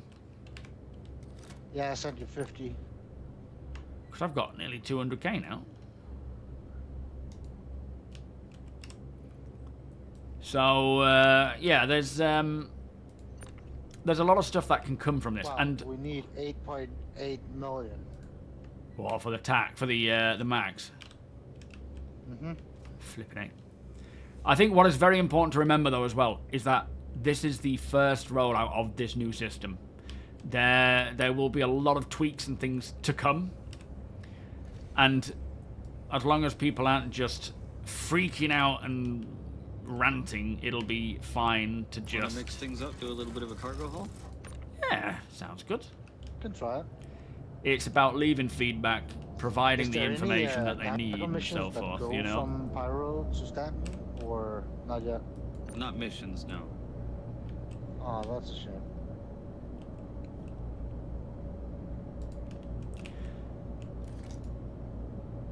Yo, Elrod.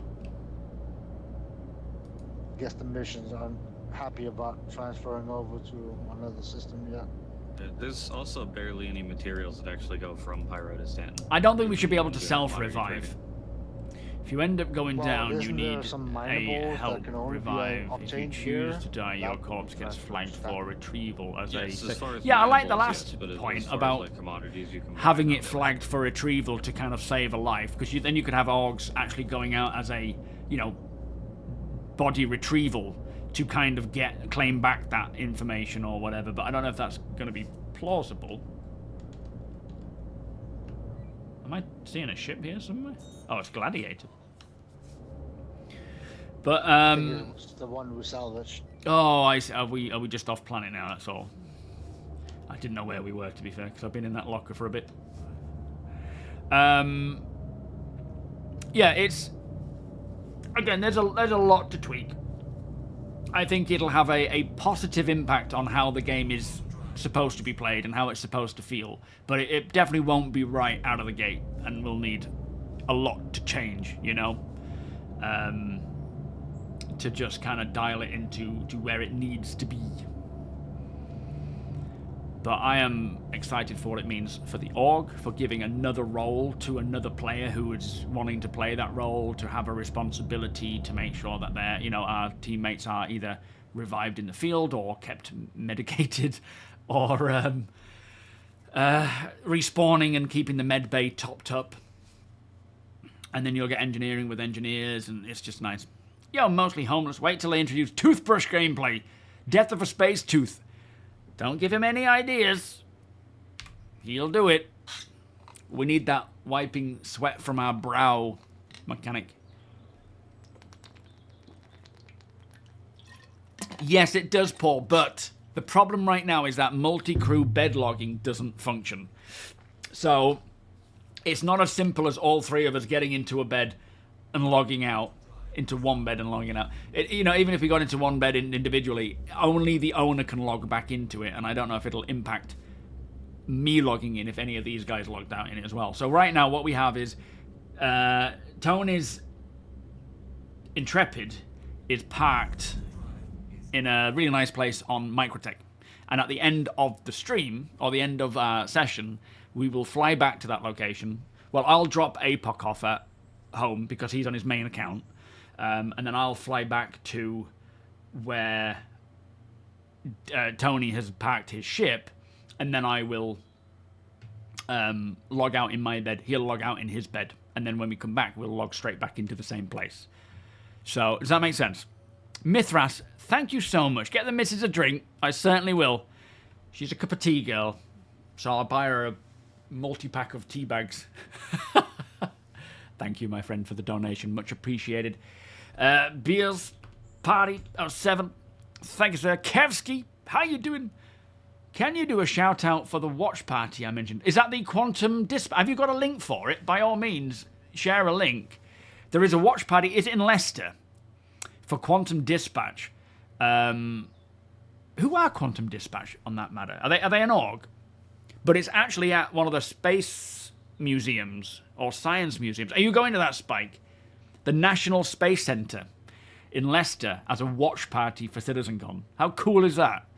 I'm not going, unfortunately, but yeah, if you've got a link to it where people can get the information, can sign up, or whatever needs to be done, absolutely get it in chat and I'll shout it out.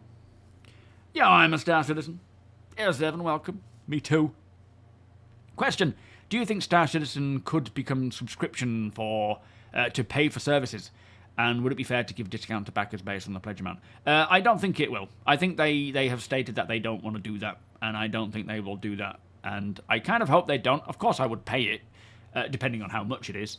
But I do not see them doing that, and I don't think they intend to either.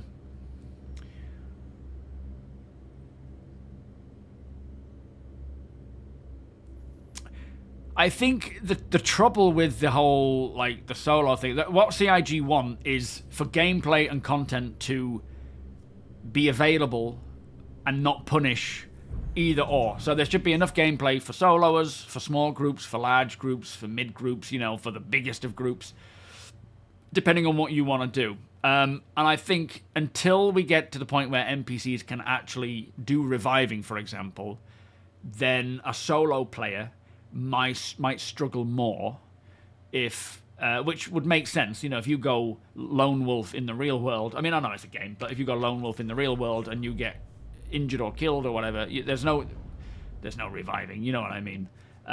So being in a group is a definite bonus in that regard, but that's not to say that solos are going to get punished. I think it's a case of managing if you take a medical ship, making sure that you are taking it cautious, you have enough supplies on board so that when you regen, you can then replace another one in case it happens again. It's just about playing with thinking rather than just mindlessly running in, right? That's all this is trying to do.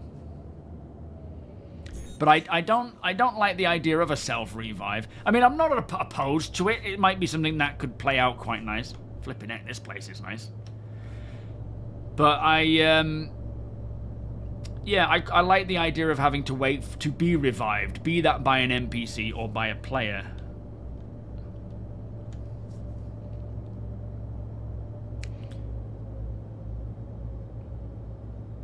The NPC crew won't be coming in until post 1.0, so hiring NPCs. But that's not to say that NPCs won't be capable of coming over and actually reviving you. I mean, NPCs can revive their own, right? An NPC can go over to a downed NPC and revive them. So it's not like we're too far away from the capability of an NPC actually reviving us.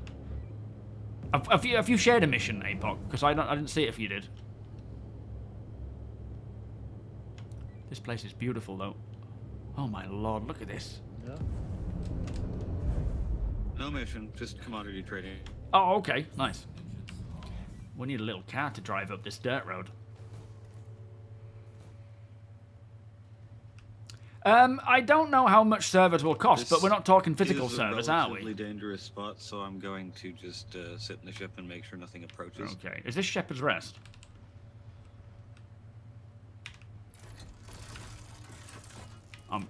I'll just put the SRV Might not be, SRT a good idea to ask him that. in. True.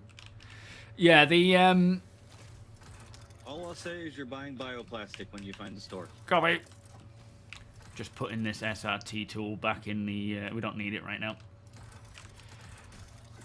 I don't know how much, you know, cloud servers cost, but technically it shouldn't be as much as physical servers. But they don't need a subscription-based system to afford to pay for Star Citizen. It is gonna make more than enough money to cover those costs with, you know, what we need. Hi-ya! I like to make an entrance. With a little bunny hop. Bad for the knees, though. Oh, yeah. Yeah, exclusively on the TOBII. But not using... Just head tracking, sorry. All head tracking, not eye tracking. Oh, look at the mountains fade away in the clouds in the background. This place is gorgeous. I can just wait to see rain and whatnot come in here. I don't know if we have snow at this location. That would be nice. Well, I suspect the next thing would probably be dust storms, right? After snow. Might be lightning. So, It's kind of the same physics. Could be. But I feel like lightning might be the next thing we see, like actual storms dynamically rolling in and out. Yeah, because we already kind of have it at those ASD Yeah. bachelor's things. Yeah, it would be a bit quicker and easier to roll it out there. Oh, shall I get this mule so we can be a bit quicker down here? Don't know if Oh. what size the commodities are. It's alright, it's only a one-person seat anyway, isn't it?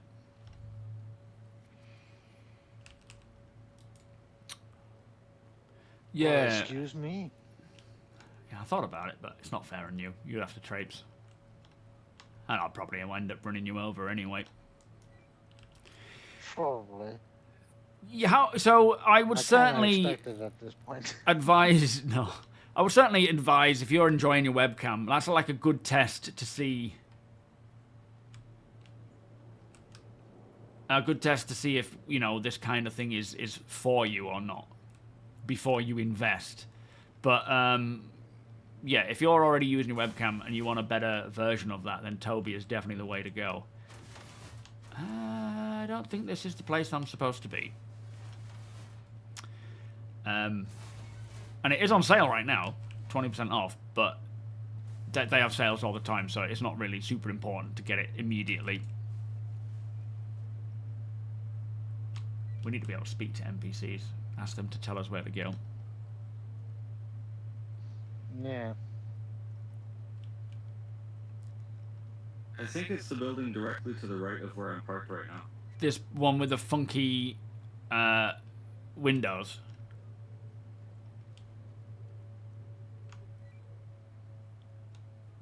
Is that this one with the funky You take windows? the Jabba the Hutts. I'll take the one over here. Yeah, alright. Back towards me, it's got a small dome on top and Oh, yeah. some orange and purple drape. Yeah, I got that one. I thought I've just been in there. Didn't I just go in there? Is that where you're in now, T? Heading there. Alright, I'll take this Jabba the Hutt.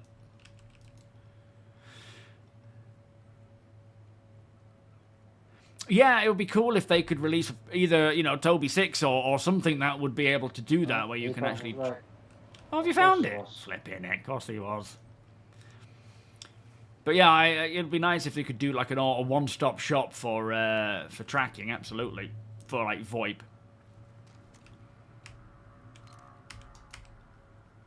Because I'd love to use VoIP, especially for like my videos, like what Expat does, but I just can't get it working properly, and I like to play in the dark. There is a max distance. They say about 1 meter away, but I'm further than an arm's length away, and it's absolutely fine, you know.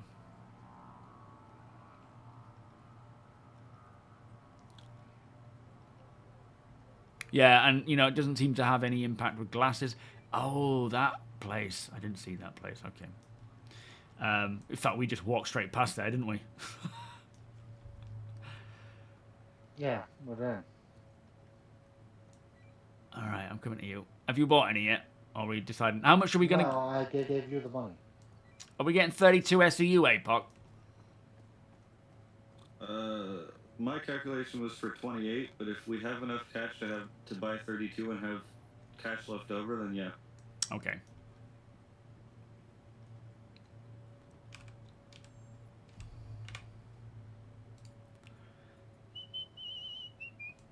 I can't just stick it directly into the Zeus, can I? No. You've got to buy it to the location, and then it's 4 8 SCU boxes. So we need 4 8 SEU boxes. Bioplastic.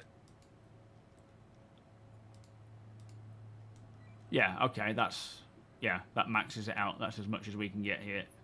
So 166,000, 32 SEU. Fine. Alright, let's go get that loaded up. I don't suppose you know... I think we walked past the freight elevator, didn't we? I'm parked right next to one. Of course you are. I wouldn't expect anything less. I get a feeling that he's been doing this on his own before. Yeah, wouldn't surprise me. Alright, pop your booty open, APOC. Oh, you're already doing it. Nice. Look at that. Just... Where did he come from? What sort of question is that for another man?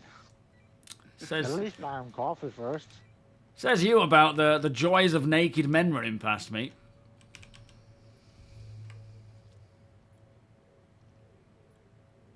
Never works first time. I thought you fancied that sort of stuff. Oh. One self-revive would be pretty cool. Maybe a supplement you take that has a timer so that if you were downed in the time frame, you would only go unconscious for a bit. And like I said, I'm not opposed to testing that kind of thing offhand. Oh, there's the link, by the way, for the watch party.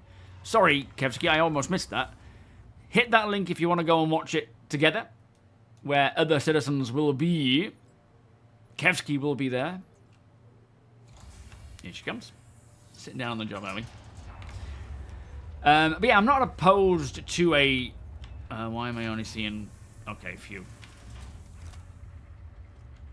Not opposed to a self-revive, but at this time I think I'd rather it be... not a thing, but it depends on how punishing it would be. Alright, you lob it to the back and I'll lob it in.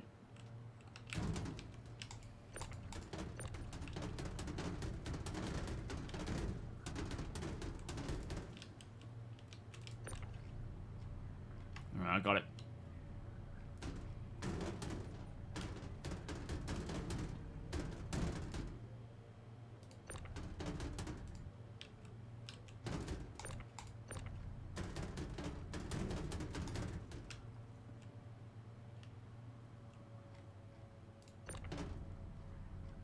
Very nice. Right, we are all loaded in. Full cargo hold. Including us, yeah. Yeah, I suppose it could be more of... Instead of it being like a self-revive, maybe they could lure it in a way that it's like you're stunned or you're, you know, there's a slow recovery. Why don't we sell this stuff?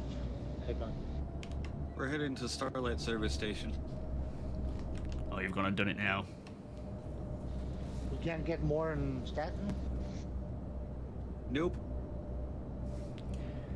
Come on, CIG. For CitizenCon. Oh, okay. Oh, Rhino. There are mounts you can get that are not like desk mounts for your TOBII. You don't have to, as Wonko says, it doesn't have to be mounted to the actual monitor. Oh, look at these beautiful fluffy clouds. I just want to sit on one. Eat it like a marshmallow.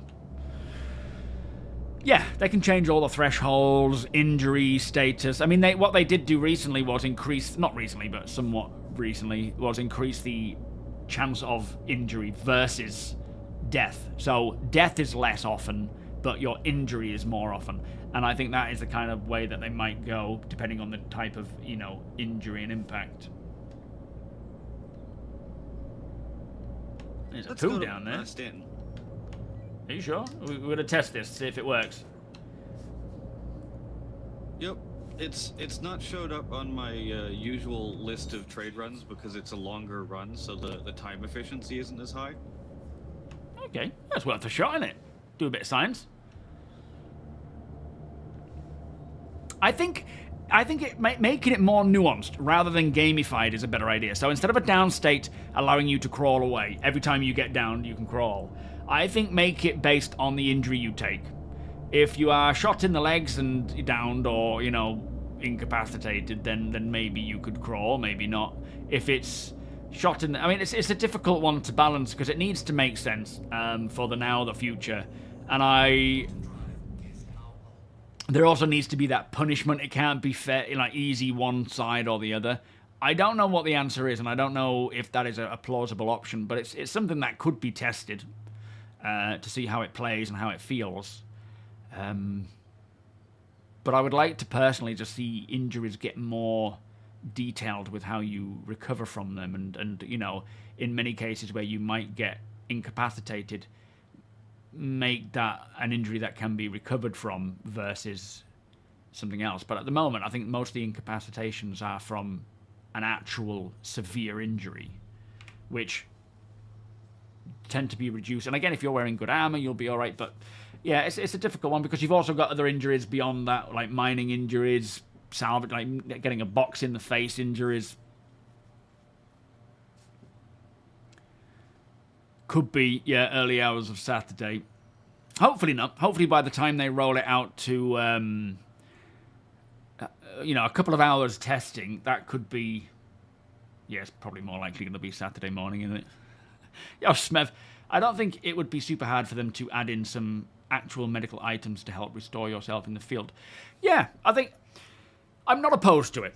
I think it is certainly something that they could try and see how it works. But there's other knock-on effects. But yeah, I'm happy to test it and see what it feels like. I need a wee actually. Just gonna go for a piddle. Bottom drive is now on.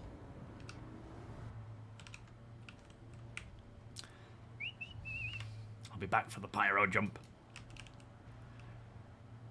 I suppose the more nuanced and detailed they make these systems, the more they have to play with to test things.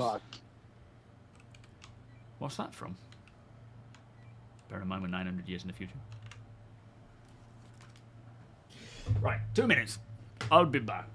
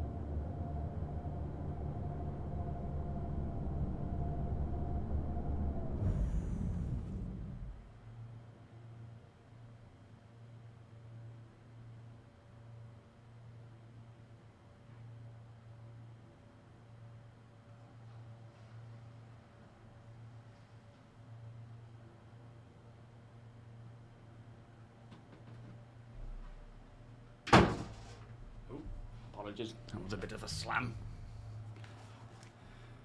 Have we done myself? How dare they? Got to strap in before, yeah. What do you reckon, Ryan? You think we're gonna see some actual medical uniforms for Apollo release? That would be amazing. I really hope so, because we could get them I know for we our. got that Iceborne MKX, but it's a bit primitive, isn't it? Well, I think Would the be nice uniform with could an be actual nice. cross on it and stuff.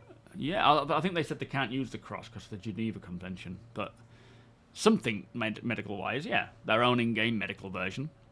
That would be really nice. No, I think we could just buy those and distribute it between our org members. A sort of a cross on it, but yeah. Yeah, I mean, if they have their own in-game version of it, then absolutely. I need more water. Bear with me, I just need to get water for the coffee machine. Ugh. First world problems, tell you.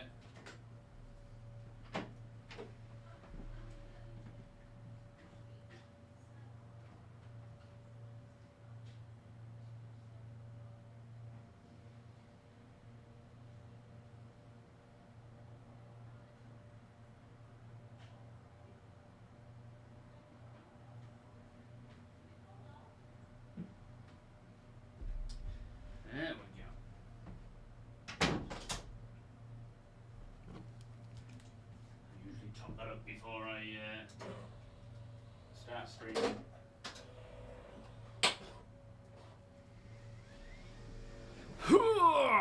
Right.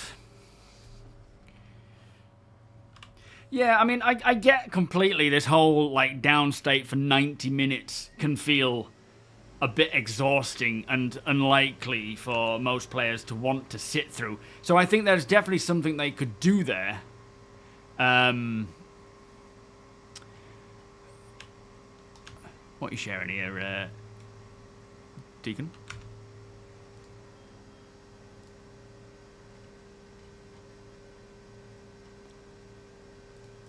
Just how they circumvent the Red Cross thing. Oh, right, I see. Yeah. They break it up so it kind of like looks like a band-aid instead. But yeah, I just think it's... There are moments where if you get downed, like there needs to be that feeling of, damn it, I wish I didn't do that, or I wish I was more careful, or I wish I'd thought about that properly. But I also get it's a game, it needs to be fun, it needs to, you know, not discourage people from wanting to play in the first place, but there could be something that can happen when you're downed, where you're not just sat with a blurry vision waiting, because it could take people a long time to get to you. But I think the majority of where that change will come in is, like, there needs to be enough time for people to travel a long distance to get to you, right? So I think the time limit is not the problem. I think it's more having quicker ways of getting revived, and I think that will mostly come when NPCs are capable of doing it. If there's a player, like, there will be a list of, you know, who can come to your aid, and you could probably choose based on their reputation, and some of those could be NPCs that might be closer. Incentives for medics to hang out in more areas would be important as well. Do you mean like so they're sort of spread around the verse so they could be closer to you, like the ambulance stations? So like in previous patches when medical beacons were working, I generally hung out around Hurston because that's where most people were doing bunkers and that's where most people died. Yeah. But if someone was to die in Microtech, then that meant I had a 5-10 minute journey to get to them, and that was kind of the same way with most medics. True, unless there was anyone local, then they would take priority, I guess. Or they would be the quickest one to get there. But it was annoying if someone took it and they were at the other end of the system versus someone else. Yeah, I guess it might reduce the amount based on, like, reduce the availability of the contract based on proximity to you and the medic. Yeah. Now that we have more ability to, like, get missions based on where we are, like the mechanic missions we were just doing. Yeah. Refill, by the way. Yeah, okay. We should be able to get more local medic missions and more reasons for specific areas, which will make the response time faster. Yeah, like proximity missions and just bringing that in. Yeah.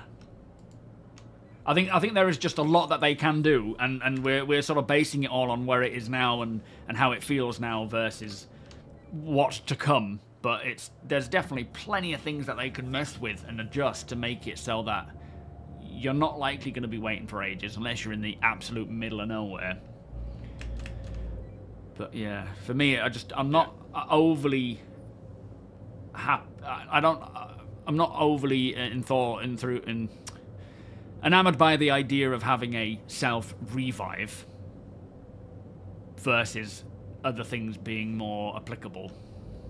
But I'm not opposed to it too much. Personally, I would prefer more of a down but not out system where, like, you can crawl around on the ground with, like, a pistol rather than just being completely unable to move. Well, I mean, it feels a bit gamified, that. I know it's a game, but it just feels a bit like a typical COD thing, whereas I think it would very much depend on the injury. Having that as an option for some injuries, fair enough, that could have been incapacitated, versus, like, you getting completely ripped to shreds from an Idris blast. I don't know, I just think it needs to have a bit more balance to it there. Anybody need a drink, or out? I just had one. Okay. Do you need anything, I April? haven't been doing too much running around. I'm still up at 80%. Really? Plenty of food and water in middle copy. Oh, that's alright, I've got fridge here. Fridge keeps me going.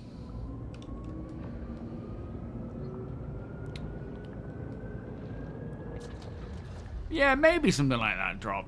Again, I don't know, really. I don't know what the answer is, but we've got plenty of time to test it. This is the next stage, right? Getting the actual limitations to med beds and respawning. And then seeing where to go from there. I think there's a lot that they can do.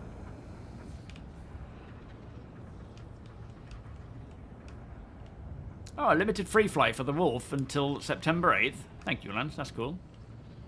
If they had medic AI flying about to help you if no player accepted the call. Yeah, I think that's generally the direction they're planning to go, you know, rather than it just being...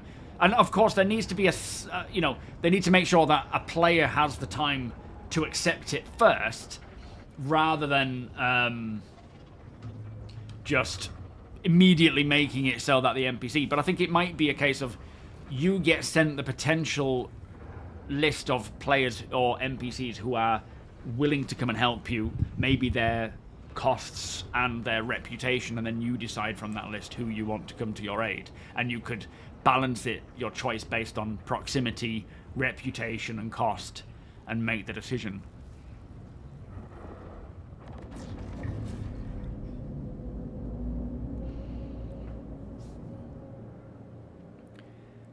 So you think there should be mobility when down as well, Sandman? You would still want to have someone revive you, but you could at least crawl to somewhere... I mean, crawling to somewhere safer might be an option, especially if you're in an environment where it's dangerous.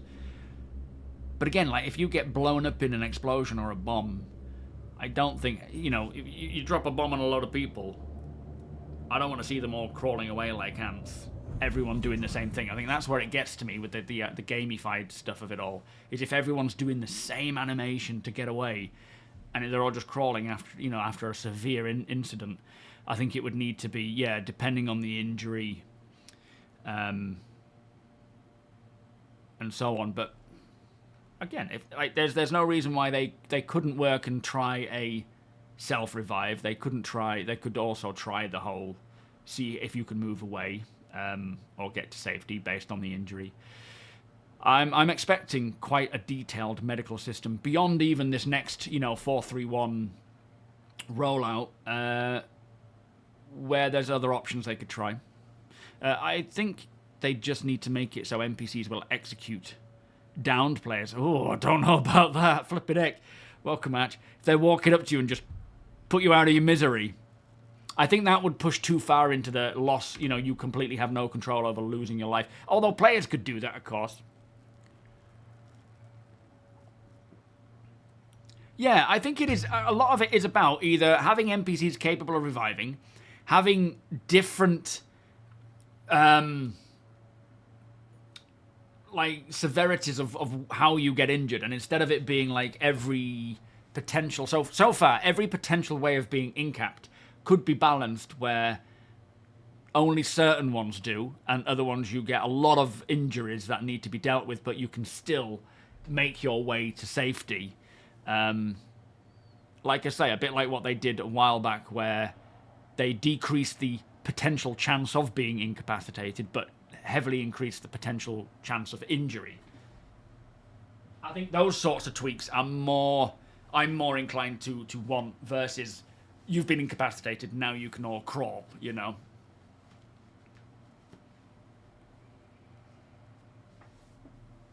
Yeah, I'm kind of in the same boat there, Astro, about if you're down, you wait, or you respawn, you make the choice. Cold. Yeah, I need my sockies on. Just got the window open. It's getting a bit cooler around these parts.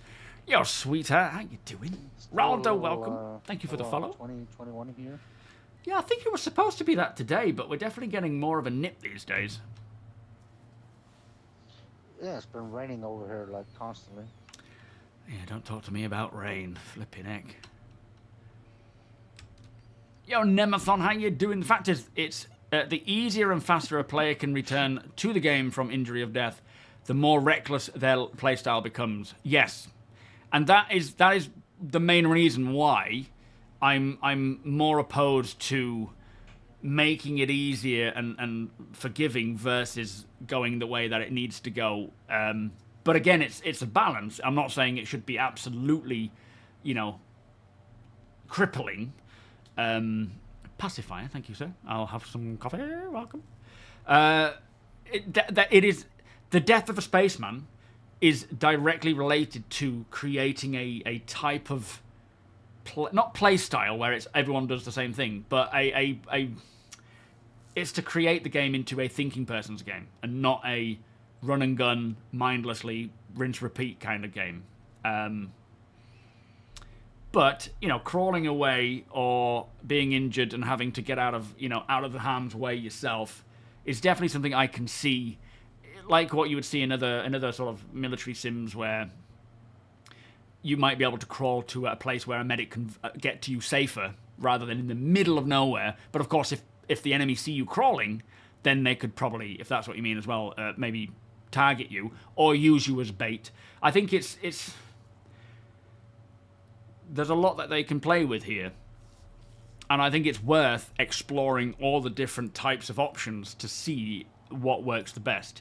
But Death of a Spaceman is a significant intentional decision, not a let's just make it hard for people. Yeah, and in player, basically an incentive for players to want to take care of their characters. That's the sort of the be all and end all is, like with our ships, they want players to care for themselves and not just go, mindlessly running into danger. Because that's where the risk reward really pays off. It may, on the surface, especially in an alpha, it may feel like, oh my god, they're making it so unplayable and boring. But that's because there's so much missing.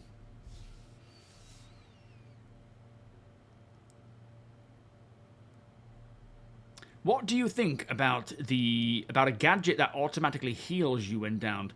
Again, I don't like the sort of self heal approach. I think I'm not opposed to testing it, as I say, but again, like as Nemethon says, I think it is important for that consequence to be there, to encourage people to not just think, I'll just test it. It doesn't matter if I get downed, I'll get back up again. It's let's really think about what we're doing here and approach, and maybe even turn away and do something else in case it's too dangerous, or get extra help. Eventually be that hiring NPCs if that's what you prefer. Eric, how you doing? Yo, bossy, organ harvesting. I wouldn't put it past them. How bad was the leak, Ryan? Was it like cup, pot, or bucket bad? Nah, it was just a slow drip. But there's a two pence piece hole in the roof. That then drips into the insulation, which is absorbing it because it's such a lot of insulation. You can see on the floorboard. Yeah, that could have been pricey. Yeah. It's best to get it fixed as soon as, because that'll reduce the cost. Apparently the scaffolding alone, just hiring that, is going to be 600 quid. It could there's a risk of mold and stuff like that when everything is damp. Yeah. Oh, we've had some mold in our bedroom, and again we just they had to come out and fix the eaves. We washed it away. We put anti-mold paint up, and touch wood, nothing's happened since. Touch moldy wood. We've nothing. Nice. Yeah, but again, like right now, playing an alpha, griefers are a thing. Mindless killing, that kind of behavior part of this will slow that down a little bit. It'll still happen, of course, because the people doing the stupid killing don't really care. But we don't have those systems yet. That's why the question is right now, is this sort of system something we need now, or is it going to be too punishing right now? When all is said and done, like, nothing is going to discourage nonsensical killing than when 1.0 comes along and everything is permanent. Right? That's what's going to be the biggest impact there. But there is still a lot of other systems to come in to slow it down, to mitigate it, to chip away at that kind of behavior. And Death of a Spaceman is one of those. Lester, how you doing? Well, again, it's like, maybe we should be able to crawl, maybe we shouldn't, maybe it depends on the injury, maybe in that state, depending on the injury again, we might be able to use something like a tool versus not using a tool. It's, yeah, I don't know what the answer is kind of what I'm saying. I don't know if we should have that or not. I just think I'm happy to try it, but they do have absolute knock-on effects, mostly based on people's behaviors. Again, if people can get away with dying and getting back up again, then griefing is going to go up. It's not just, Like you know, something out of Aliens. you as someone who has been griefed or been, you know, killed, getting back into the fight. It also means that people who are into that kind of behavior can get away with doing that kind of stuff a lot more as well.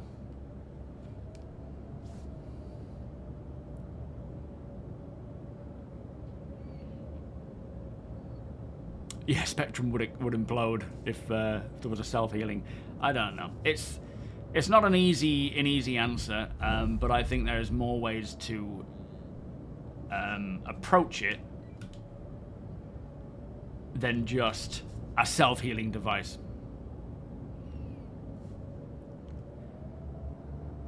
I wouldn't mind at all, Jiggy, I say actually. we take off and nuke it from orbit.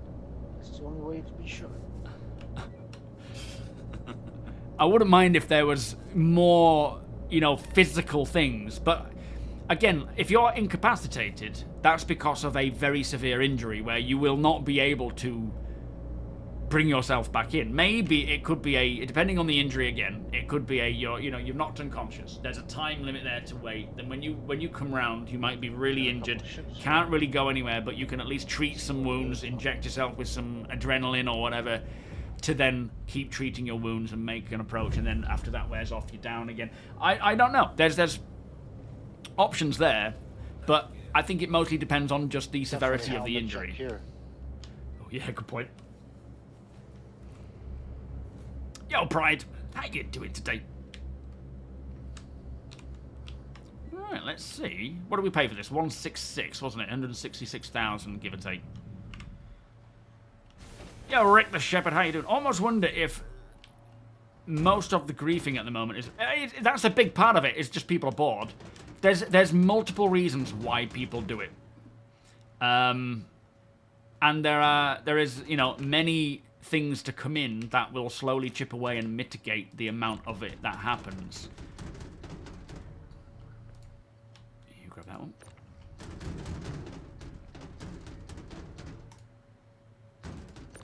It's not one system to fix the issue. There's a lot of things that need to be done for that to work. Right, am I lowering it? Seeing if we can sell this. Yeah. Never works first time.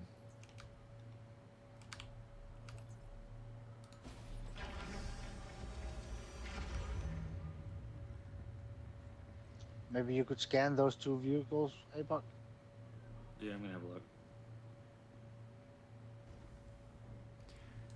Yeah, I mean, at the end of the day, like, piracy is definitely an important game mechanic that needs to have just as much depth and whatnot as any other game Pretty mechanic. sure it's the one with the antennas on the roof. There's a little Fury down here. Just down there. You want the orange lights on the pole coming out next to the door. Oh yeah, I see it. I see it. Nice one.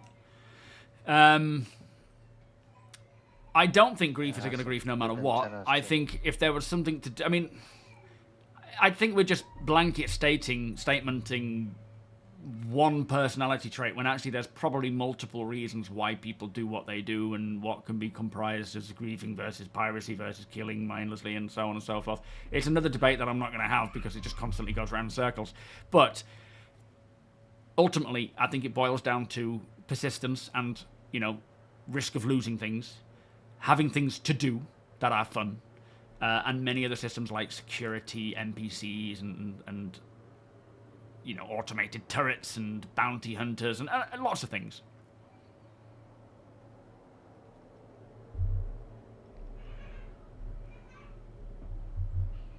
Thanks for waiting for me this time. This time? What are you implying, sir?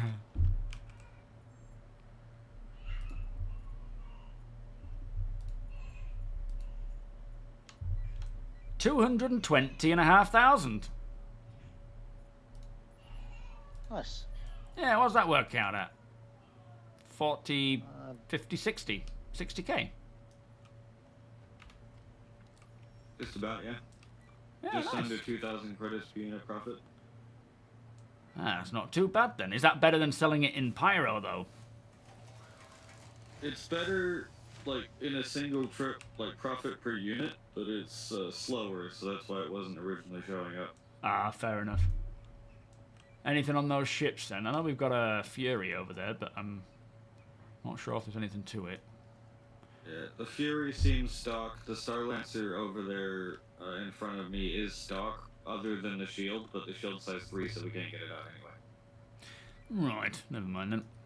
Yo, fingers. Yeah, just doing some pure commodity trading. Picking up in Pyro, buying low, selling high. You know how it works. Welcome, by the way. Oh, That was weird. What? Bit of desync there, I think. I think did it APOC. just glitch open for you? Yeah, I think APOC had opened it, but we saw it as shut. Oh. Weird. Nice one.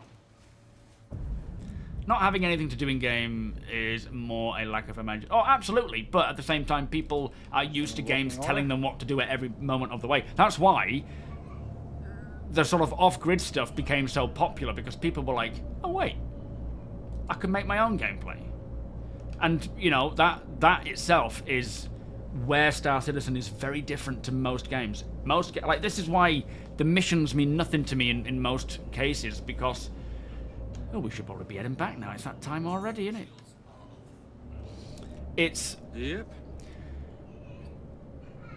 The game is made in a way so that it's open Almost to there, everybody to play how they want to play. But we're so used to having missions telling us what to do all the time, and you know, needing to be told how to play a game, that most people forget that, and they don't realize this. It's a complex game. People don't know what's available. You get a new patch and it's like, it just adds more. So I think it's just important to know that you can make your own gameplay, but at the same time, not everyone is going to, or should have to, or wants to. But it is another factor into the whole, you know, being a douche kind of behavior. But it's more that the game needs to push back than anything, doesn't it? Volume Leet, how you doing? Yeah, TOBII. Does it feel weird twisting your head to trigger it? No, not at all. It's very intuitive, very accurate, very quick and responsive. Even in FPS, like, it took a little longer to get used to it in FPS than it did in seated. When I was seated, it just basically immediately made sense. I went a little further than I wanted to. Wait, did APOC make a mistake? No. Not entirely. Well, not true. I wanted to stop above it and ended up going all the way across, but it's fine. We're only 200 kilometers away. Shame it's nighttime, but it was nighttime when we left. It's nighttime now. Have we been gone that long? Yeah, a whole day. But if you've got any other questions about it, Volume, by all means, ask away. Because my map's broken. Let me have a look. Yeah, so is mine. Oh, yeah, never mind. So much for movie map 2.0, eh? I know. It worked fine for a while, but ever since Pyro came in, it's been really buggy. I wonder if it's server meshing related or something else.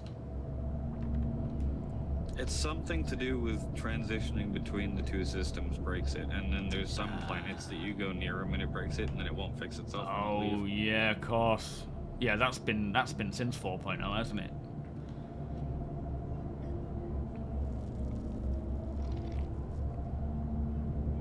With stuff like TOBII, you're looking at the screen in your periphery once you... To a degree, yeah, you can actually adjust it where... Like there, I'm looking... Like, I only look at the corner of where my monitor goes to, right? Because that's what... I'm looking at Deacon. If I want to look behind, I'm still looking in the same place. You're not really... Like, I'm not going to look over here and then try and look to that side of the screen to see something else. I'll just move my head to look at it, right?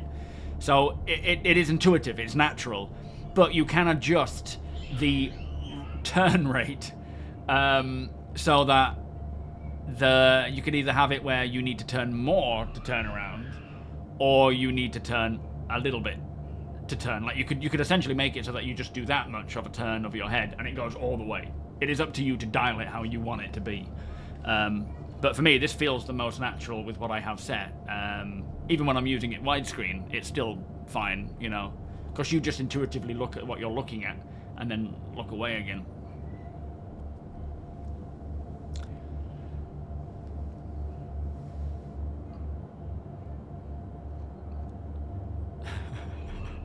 Tell me how you really feel, Sandman. But yeah, exactly. There's definite definitions between it. But again, the game needs to push back. Oh no, I think they went too far with their play. It went from giggles to breakdown. Oh no. Is there a way to make TOBII use your eyes and not your head? Also about bedtime, isn't it? Yeah. Yeah, that's where they're going. There is, but I can't seem to get it to work. So, when you're seated, so... Yes, you can use gaze-based. Oh, that's right. Okay, let me show you here. So, it's when you turn off input boost. But it's not very intuitive. So, this is input mix. When you go to that... It feels wrong. Is this it? Oh no, I went with FPS, I think. There's so many settings, it's crazy. Yeah, that's in FPS. Let me go back to that and just move this. Seated. So if I go to seated and turn off camera boost and then go into input mix, which is this, you're mixing gaze versus your head movement. So my eyes, look at my eyes, and that's completely 100%. If I move my head, it doesn't do anything, but my eyes are the ones that are moving it around. And of course, you can adjust it so that you have a mix between that, where you have,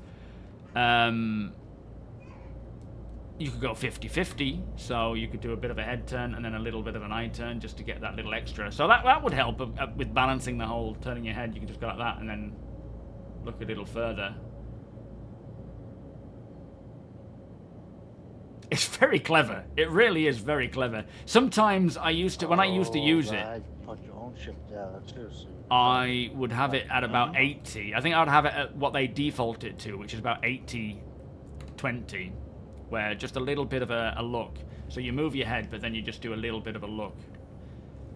If you're just looking straight ahead, you can just do this. But the problem is I don't use it, because when I'm streaming, if I'm looking around at chat, it's just, you know, I'm reading all these chat things now, or I'm looking at OBS. Those slight movements will just make it constantly move for you guys.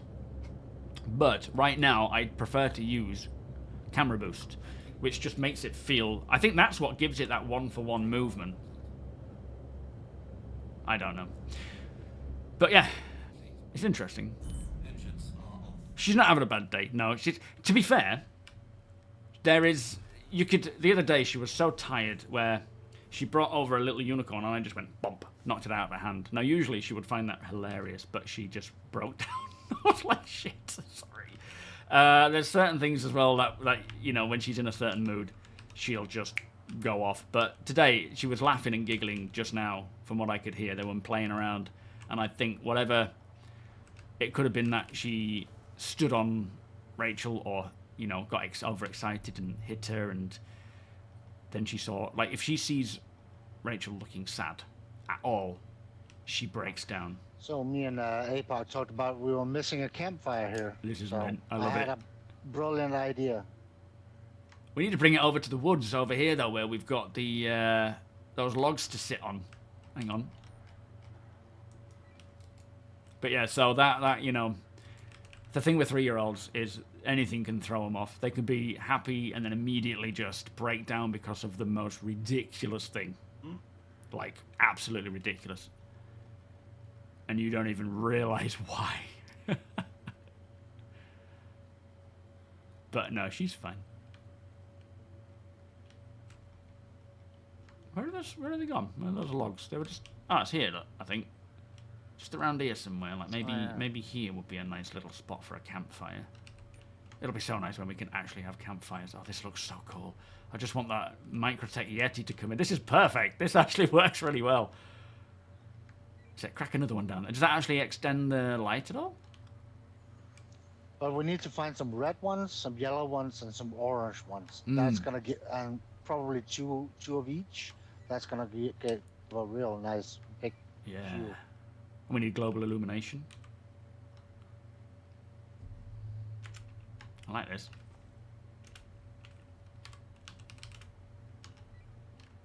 Problem is, head tracking doesn't work when you're doing it, when you're sat down.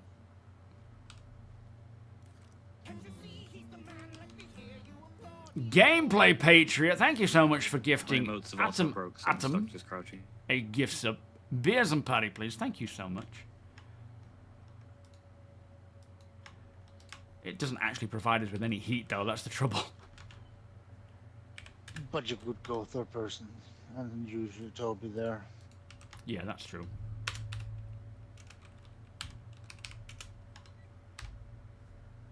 For some cinematic. I think this needs to be the thumbnail, actually, for this stream.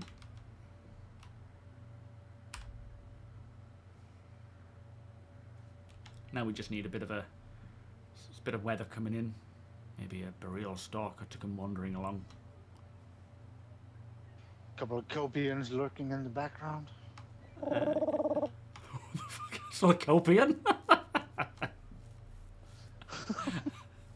I'm glad you attempted it, though. Yeah, and a cooler full of beer. Sounds like the Merox, actually. That's yeah, it does. They could chuck stones at our faces. What, the gems? If they started spitting gems.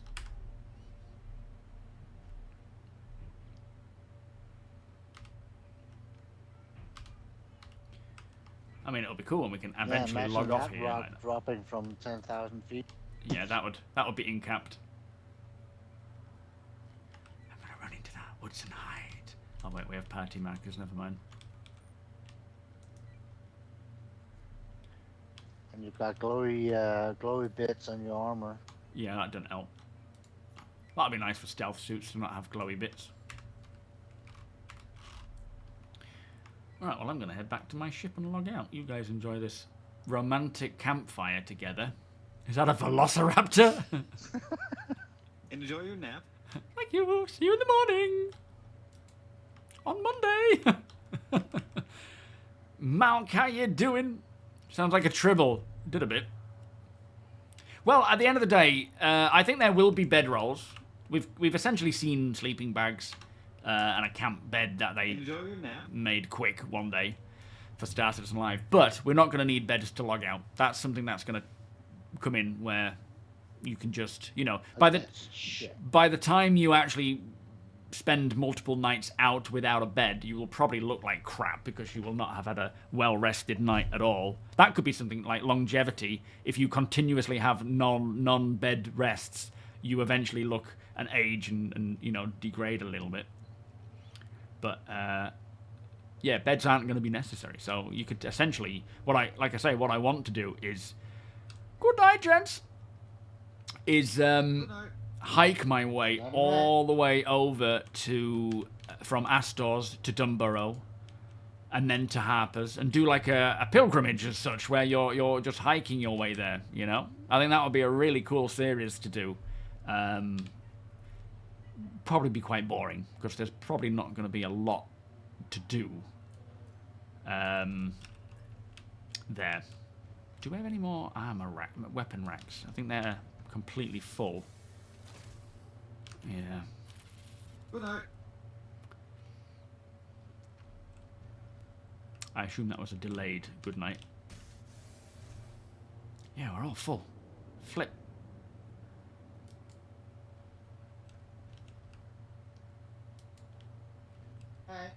Look like you after an exam. Are these delayed good nights, or are you guys actually saying good night over and over again?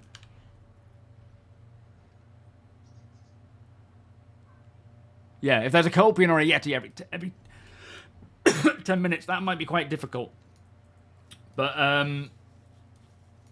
it would be quite a nice, pleasant journey, you know, seeing the sunset and the sun go down, and that's the same thing. Sunrise, sunset, tie it into a bit of a cinematic journey. Not much would happen, I doubt, but you might see ships coming and going from places, braving the weather.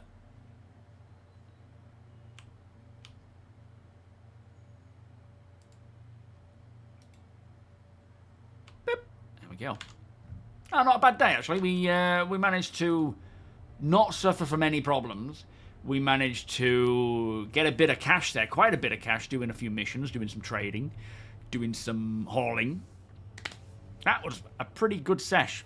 It'd be very interesting to see where this goes with medical. Like, all these different... Like, in my head now, what I'm trying to think about is all the previous things that we have done, like org meets, off-grid stuff, solo and group, how that's going to tie into this medical stuff and how that's going to impact it in a way, and you know, what could happen. Sencho, welcome. No Man's Sky is epic. Are you enjoying it? Are you enjoying the new internal ship? Well, the ship internals. Happy to hear you're enjoying a decent game there. Do you have to fully strip? No, you don't. No. You can go to bed in a full heavy suit with the lights blaring out. You don't have to strip down or turn the lights off. That is my immersion, my friend. Everyone is too healthy in Star Citizen. Yeah, we definitely... They do want to have a variety of body shapes and sizes. As long as it remains within metrics, of course. But they definitely have stated that they want that. Yeah, 2 gun racks. This ship was not designed in Texas. Once we get Planet Tech, there might actually be a lot... That's true. That's true. It's... I mean, just the biomes alone will be interesting. Stumbling upon things of interest. What I would like to see, you know, post 1.0, because then persistence will be forever. The idea of trekking around in a location, and it will vary depending on where you are based on its sort of amount of... Not footfall, but shipfall. Literally. As you might be... You know, traveling through a rainforest or a forest along the ground, and there could be a derelict in that forest that had come down because of a fight between players or NPCs or whatever, and it's, you know, crashed into the ground. It's taken on the environment, like plants could have overgrown around it, and then you get on board and have a look. You could live in there for a couple of days or for a night. What I love to do in Fallout, in fact, which I will definitely do in Star Citizen, is I would just wander. I wouldn't necessarily have an intention of where I'm going. Maybe I would if it was a long way. I wouldn't fast travel. I would wander, and then as night started to come in, I would find a nice place to set up a campfire, and then I would sleep until first light, get up, get my gear sorted, pick up whatever I had, you know, strewn around me, and I would make my way further on. And I would certainly do that kind of thing in Star Citizen as well, where we just go from place to place, seeing what we stumble upon. Because the cool thing is, the cool thing and the bad thing is they're not necessarily all going to be just hand-placed things to discover, like you would in Fallout or Starfield, where you go wandering and you just stumble upon something because it's been placed there because things are closer together. That's not to say you wouldn't find hand-placed stuff in Star Citizen, of course you would, but a lot of cases you might stumble upon an actual player wreck or something that had physically happened in the verse at some point. The only downside right now is that won't happen because, well, it will, but it's rarer because of the amount of wipes we get with the cleanup. Do we know if sleeping is... not at the moment, but it's... Oh, I don't know if you get a negative debuff for not sleeping in a sleeping bag or a bed. They could bring something like that in. What I think what would make sense is not necessarily getting a debuff for the first 1, 2, 3 nights you sleep out, but over time having it go that way. Like, I mean, you know I love camping. If I go camping for a long duration of time, you can guarantee by the time I get back home, if you took a picture of me before camping and after, there is definite degradation from bad sleep, you know, the aging of the skin with the environment and so forth, and scuffs and scratches. Like I got that on my clothes, and it's just like cat tongues just going. You get in the bath, and there's cuts and nicks and all sorts of stuff that you've picked up while camping. I'm Bear Grylls. This is we could absolutely do that kind of thing. Thank you, Shields, and yourself, my friend.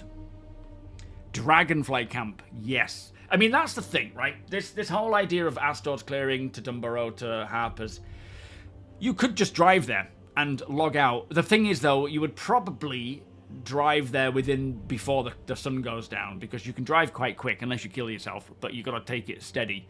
But yeah, you could navigate a whole planet by logging out with your dragonfly next to you and your backpack and so forth. Absolutely. You prefer a buff. I foresee a lot more people just logging out rather than walking to a bed to log out. Yeah, I think the idea being is that you don't use a bed because in real life calls you need to get out in a pinch. But ideally, you would want to have a bed. And they could balance that to make it varying severities based on what they feel is appropriate. But I'm quite content with no buff at all for not using a bed. And then after a certain duration of time of not using a bed, you start to see debuffs come in, potentially, where having a good night rest in a bed would just reset that. Yes, they have LEDs. That's why I mention it. The biome accumulation thing, you know, in connection with physical damage and crashing into a planet, causing an actual impact, and then over time you might get rescued and leave your ship there because it's a bit of a wreck. But over time, the trees and the plant life, the biome will start taking over it, depending on what... I mean, it already kind of happens. If you leave your ship on somewhere like Daymar, you'll start to see red scuffs, like red sand building upon it, and ice building upon things if you leave it on Microtech. I'm pretty sure that happens now. Like in this off-grid video that I recorded the other day, I stumbled upon this Hornet, and it had clearly been there for a little duration of time. A player Hornet that had been destroyed or taken out, and it had a load of age on it. But yeah, the environment will take over it. And what you might find as well is if people have found it and started taking bits from it, you might find the components have all gone, or certain panels have been scraped, or the whole thing has been stripped down to just the shell, just the chassis, and you can sort of see, you know, through it and so forth. Or it might just be a full ship that has been there for ages and it's just aged.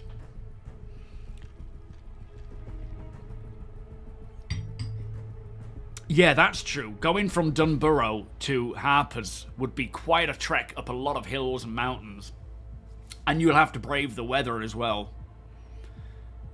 Boats and camping. Yeah, boats will be a thing. I don't know if it's going to be I'm hoping it's going to be a pre-1.0 thing. It should be, because... Well, I hope it's going to be a 1.0 thing rather than after, because, you know, boats are used in Squadron, so they have the tech. Yeah, waking up in a rainstorm. That's why I really wanted to make sure that the physicality of rain bouncing off of, you know, something...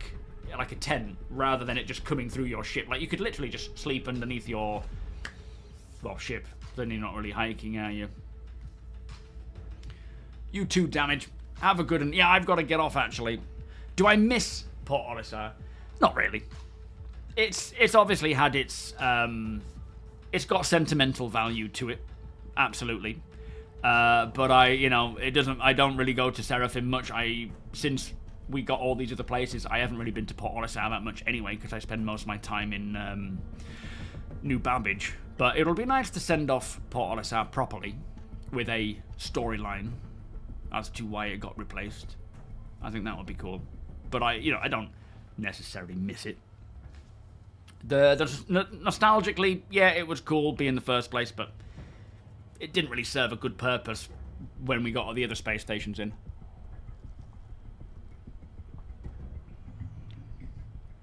Nothing happened to it so far. Okay. Anyway, I will be back on Monday, all being well. Don't know when my appointment with the opticians is going to be. They still haven't gotten in touch. So I might have to... I don't know what to do about that. But, yeah, hopefully this next week there's no interruptions with streams and stuff. Oh, just life needs to just calm it down a little bit right now. Did Freddie Mercury die today? Oh no, it was his birthday today, was it? It's actually, I didn't realise, but it's my mum's death anniversary today. I never really think about that kind of thing, But my auntie and my brother were talking about it in Facebook, and I'm like, oh, Jesus, was it? Because I remember when we got told, I literally got the message that she'd just passed because she was in palliative care, and our Tesco shop had arrived. And I went down and was like in this really weird haze of taking in the Tesco shop, being all nice and polite to the driver, of course, and not his fault. Remembering that, you know, like just knowing what's happened. So surreal. Anyway, I'll be back on Monday. Who knows what we'll have by then? Wave 1 tonight, hopefully, for 431 with all this medical stuff. I will hopefully get on with maybe even members in the org who are Wave 1 and do some testing of medical stuff and seeing how that plays out. And then lots of videos. We've got the monthly report to run through. I'm going to, again, divide the ship section and the core gameplay section into their own videos for those who are just wanting some cool update videos without having to go through a full 30-minute video. But then I will do the full thing eventually. Other than that, things are moving on. Medical stuff is changing, and I know it's going to be a lot of good, a lot of dodgy, a lot of people not liking certain things, but it is going to make a big impact. At least the Squadron 42 newsletter won't take long. I don't think there's much to say about that, is there, to be fair? Yeah. Oh, there is an event tomorrow. For those of you in the org, check out the Discord for the org. There is events happening quite consistently, aren't there, throughout this week, I think, Deacon, and next week. So join in wherever you want to. You are all more than welcome to take part. Darathy, thank you for the follow, by the way. Yeah, you're more than welcome to join in with whichever ones you want to, and you can drop in, you can drop out, depending on what real life demands. Yeah, let's pass it on to somebody else and see who's live. Who have we got? So, oh, it's Piss Poor Pete's live. We'll pass it on to Piss Poor Pete. He is live, isn't he? He's not. Is he usually live? Ah. Oh, there we go. Right. Oh, is Dark Tide hosting that one? That's cool. So, what is the event? I'll have to take a look.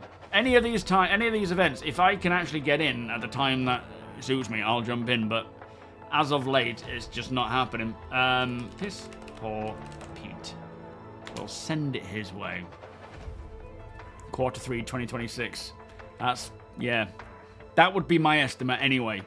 I assume it will be for CitizenCon. That would make the most sense. Oh, FPS at CZs. Hopefully, the NPCs show up to those. When we tried it, we were like the most organized, perfectly orchestrated sweep, FPS sweep through as an org. No NPC was there, but it was very cool. Right, enjoy Piss Poor Pete's stream. I will see you all on Monday, all being well. No reason why I won't. This is my end screen, courtesy of Piss Poor Pete, in fact. So do send him some love. Keep your eyes out for videos over the weekend, and I will see you all soon. Bye bye.